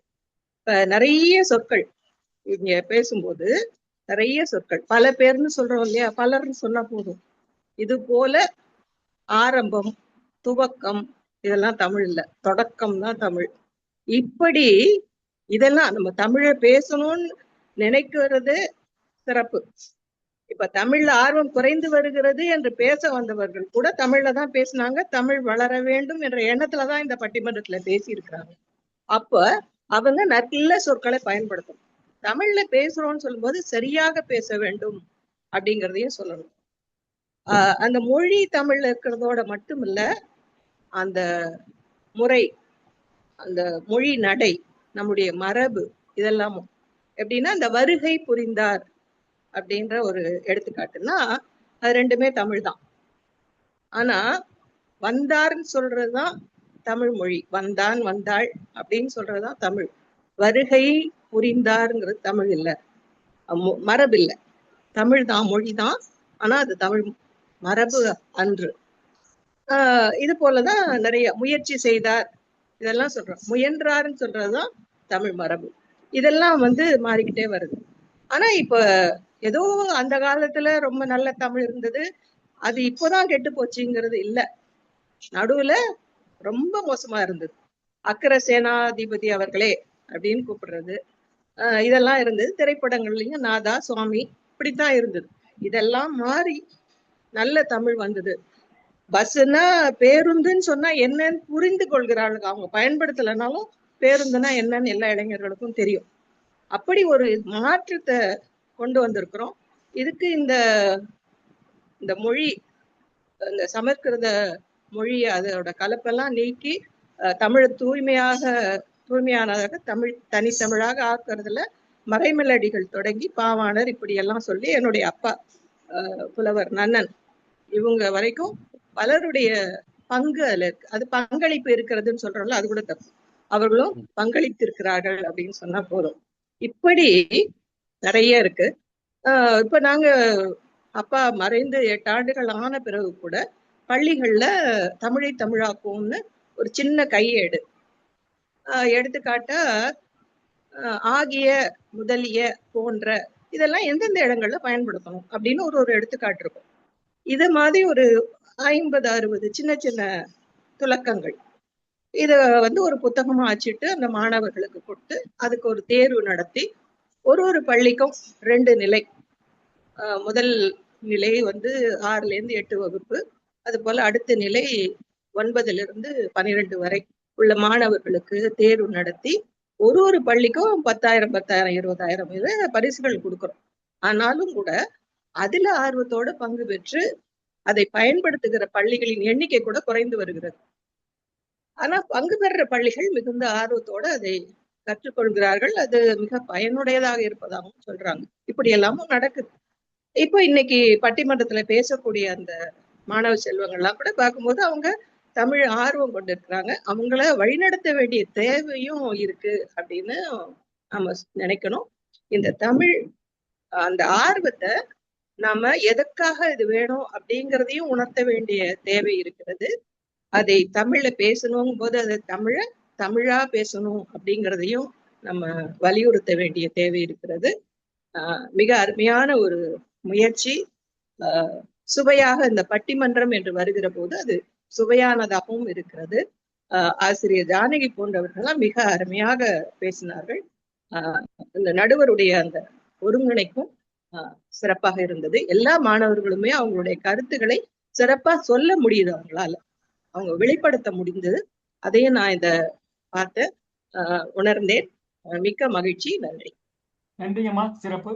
ஒரே ஒரு விஷயம் மட்டும் ஐயா, நான் சொன்னது வந்து ராஜ்மோகன் இல்ல, ஜெயமோகன், ராஜேஷ்குமார், இந்த 2 எழுத்தாளர்கள் தான் சொன்னேன். அது எப்படி தெரியல, பரவாயில்ல. சொல்லிருங்க. சிறப்பாக இன்றைய பட்டிமன்றம் சிறப்பாக இருந்தது. இன்று உரையாற்றிய 2 பேச்சாளர்கள், ஒருவர் சிவாஜி, இன்னொருவர் அந்தோணிராஜ். இருவரும் கால்பந்தாத்தை போல தன்னுடைய அணிக்கு பாதகமாக பேசினார்கள். அவருடைய பேச்சிலிருந்து என்னுடைய கருத்து, அவர்களுக்கு அணிக்கு சாதகமாக பேசவில்லை, இருவரும் மற்ற அணிக்கு சாதகமாக பேசினார்கள். இது என்னுடைய கருத்து.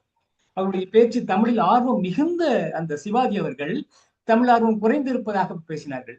தமிழில் அவ்வளவு சரியாக பிற மொழிகளை அதிகமாக கலந்து பேசிய அந்தோணிராஜ் தமிழ் அதிகம் வளர்ந்துள்ளது, ஆர்வம் வளர்ந்துள்ளது என்று பேசினார். அது முன்னுக்கு பின் முரணாக இருந்தது என்னுடைய கருத்து. இப்பொழுது அந்தோணிராஜ் அவர்கள் கையை உயர்த்தினார்கள். பேசுவதற்கு விருப்பம் இருந்தால் பேசலாம். வாருங்கள் அந்தோணிராஜ். AS அந்தோணிராஜ். வணக்கம். நேரம் முடிஞ்சிடுச்சு. அவ்வையமா நிறைய பேச வேண்டிய விஷயங்கள் சில பேசணும்னு நினைச்சது பேசிட்டாங்க. இன்னைக்கு சமுதாய மாற்றங்களுக்கு தகுந்த மாதிரி நம்மளும் போக வேண்டியிருக்கு. சுத்த தமிழ் பேசுறது முடியுமா அப்படிங்கிறது எனக்கு தெரியல. பேச முயற்சிக்கலாம். நம்ம கூட்டங்கள்லையும் அறிவுடை சான்றோர்கள் இருக்கிற அவையிலையும் பேசலாமே தவிர பொது இடங்கள்ல பேசுறது கொஞ்சம் கடினமான விஷயம்தான். நம்ம பலரால சில ஆங்கில எழுத்துக்களையோ அல்லது வடமொழி எழுத்துக்களையோ தவிர்த்துட்டு பேச முடியல. நான் இங்க பேசின எல்லாரோட பேச்சையும் கூர்ந்து கவனிச்சிட்டு இருந்தேன். பெரியவர்கள் கூட சில ஆங்கில வார்த்தைகளை அவங்க பேசும்போது தவிர்க்க முடியல. ஏன்னா நம்ம பல விஷயங்களுக்கு பழகிட்டோம். இது இன்னைக்கு நேத்து வந்ததாக தெரியல. என்னோட வரலாற்று அறிவுக்கு உட்பட்ட வரைக்கும் 1000 வருஷத்துக்கு முன்னாடியே வடமொழி சொற்கள் தமிழ்ல கலந்துச்சு. இன்னும் நிறைய பேருக்கு அது வடமொழி சொல்லா தமிழ் சொல்லா, நான் உட்பட நிறைய பேருக்கு அதுல ஒரு குழப்பம் இருந்துட்டே இருக்கு. அவ்வையம்மா பேசும்போது நிறைய தமிழ் எப்படி இருக்கணுங்கிற பத்தி சொன்னாங்க. மேடை தமிழ் இன்னைக்கு ஒரு வேற ஒரு ஸ்டைல்ல நம்ம கொண்டு போயிட்டு இருக்கிறோமோ, ஒரு மாதிரியாக கொண்டு போயிட்டு இருக்கிறோமோ அப்படிங்கிறதுல எனக்கு கொஞ்சம் சந்தேகங்கள்லாம் உண்டு. இருந்தாலும் என்னோட கருத்து, சமுதாயத்தோட நம்ம ஒட்டி போக வேண்டியிருக்கு. நம்மளால முடிந்த வரைக்கும் நம்ம தமிழ் வளர்க்கலாம். குறைஞ்சபட்சம் தமிழ் அழியாம பார்த்துக்கலாம். இடையில பேசும்போது ஒருத்தவங்க சொன்னாங்க குஜராத், மகாராஷ்டிரா எல்லாம் அவங்களோட சொந்த மொழி அழிஞ்சிடுச்சுட்டு. உண்மை. நான் இந்தியா பூரா முக்கால்வாசி பகுதிகளுக்கு நான் சென்றிருக்கிறேன். அங்க எல்லாம் இந்தி மேலோங்கி இருக்கிறது. அந்த மாநில மொழிகள் அழிந்து கொண்டு வருகிறது. தமிழ்நாடு அப்படி இல்லை. இன்னும் 3வது மொழி திட்டம் அது போல சில திட்டங்கள் வந்தால் எப்படி இருக்க போகுது அப்படிங்கிறது தெரியல. நான் இன்னைக்கு இருக்கிற நிலைமையில நம்மளுடைய தாய்மொழி நம்ம நல்ல நல்ல இடத்துல வச்சிருக்கிறோம். இதை வளர்க்க வேண்டியது தந்தை அல்லது தந்தைக்கு முந்தின தலைமுறைகளோட கடமை. அதை நம்மளால முடிந்த அளவுக்கு செய்வோம். தமிழ் வளர்ப்பு. நன்றி. சிறப்பு சார். நன்றிங்கய்யா, சிறப்பு. தொடர்ந்து சுகவாசி மணி அவர்களை அன்போடு அழைக்கிறோம். மகிழ்ச்சி. வணக்கம் தோழர்கள் அனைவருக்கும், அவை அவர்களுக்கும், தமிழ் பற்றாளர்ன்றதை விட தமிழர்களுக்கு வணக்கம். இது என்னன்னா, நம்ம அவை தோழர் பேசியிருந்தாரு. அவரு ரொம்ப தமிழ்ல மிரள வைக்கிற மாதிரி சில சம்பவங்கள் நமக்கு நினைவுக்கு வருது. தமிழ்ல நம்ம கையாளுற வார்த்தைகள் சாதாரணமாவும் இருக்கு. அந்த வார்த்தைகளை நம்ம வழக்கத்துல வச்சுக்க முடியலையே அப்படிங்கிற அந்த இது ஏக்கமும் எனக்கும் தாக்கமும் இருக்கு. அந்த இது எல்லாருக்கும் இருக்கு. இந்த பொருளாதார மற்றும் இந்த இன்னைக்கு இருக்கிற தொழில்நுட்ப வளர்ச்சியில இதெல்லாம் நம்ம அடிபட்டு போகுது அப்படிங்கிறத விட நம்ம ஒருத்தரும் நம்ம கவனிக்கிற ஒரு சூழல் நமக்கு அமைஞ்சிருக்கு. எப்படி இயற்கை பிரபஞ்சத்துல நிறைய கழிவுகள் தேக்கம் இருக்கோ, அது மாதிரி தமிழ்ல தமிழாவே இல்லாம தூசி தட்டுற அந்த படிவத்தை நம்ம எடுக்க வேண்டிய ஒவ்வொருத்தருக்கும் கடமை இருக்கு அப்படிங்கிறத உணர முடியுது. ஒரு தோழர் சொன்ன மாதிரி அவர் ஒரு புத்தகம் சொல்லியிருந்தாரு பள்ளிக்கு. அந்த புத்தகத்துடைய பெயர் தெரிஞ்சா நல்லா இருக்கும். அவருடைய தொடர்பு இன்னும் கிடைச்சா பரவாயில்லன்னு நினைக்கிறேன். பட் இன்னைக்கு இந்த வாய்ப்பு என்னன்னா, நான் கொல்லிமலையில இருக்கேன். கடைசியா பேசின ஒரு பெண் தோழர் அவர் பேசும்போதுதான் எனக்கு வாய்ப்பு கிடைச்சது. ஆனாலும் நீதியரசர் தோழர்ல இருந்து, நம்ம நடுவர் தோழர்ல இருந்து நிறைய தோழர்கள் பேசியதுல எனக்கு ஒரு பட்டிமன்றத்தை பார்த்த ஒரு நிறைவு எனக்கு கிடைத்தது. தோழர்கள்லாம் எப்படி பேசியிருக்காங்க அப்படிங்கும்போது அப்ப தமிழை எப்படி கவனிக்கணும் அப்படிங்கிற அந்த எனக்கு ரொம்ப தமிழ்ல பேசணும்னு விருப்பம் இருக்கும். கல்லூரியிலேயே ஒரே ஒரு மாணவர் என் கூட வந்து பேசுவாரு. அவர் மட்டும்தான் தமிழ் பேசுவோம், நானும் பேசுவேன். ஆனா இப்ப பார்க்கும்போது அதுவே கூட தமிழாவே சில இடத்துல பேசல அப்படிங்கிறது தெரியலன்றதும் ஒரு காரணம். ஆர்வம், தேடல், அது வந்து அது தொடர்ச்சியான ஒரு இது இருக்கணும் அப்படிங்கிறத உணர முடியுது. இந்த வாய்ப்புக்கு உண்மையாலுமே ரொம்ப மகிழ்ச்சி. மிகுந்த நன்றிகளை நான் வணங்கி வாழ்த்துறேன். மகிழ்ச்சி. மகிழ்ச்சி. யாரும் கையை உயர்த்தாத நிலையில் நிறைவாக திருக்குறள் காமராஜர் ஐயா அவர்களை அன்போடு அழைக்கிறோம்.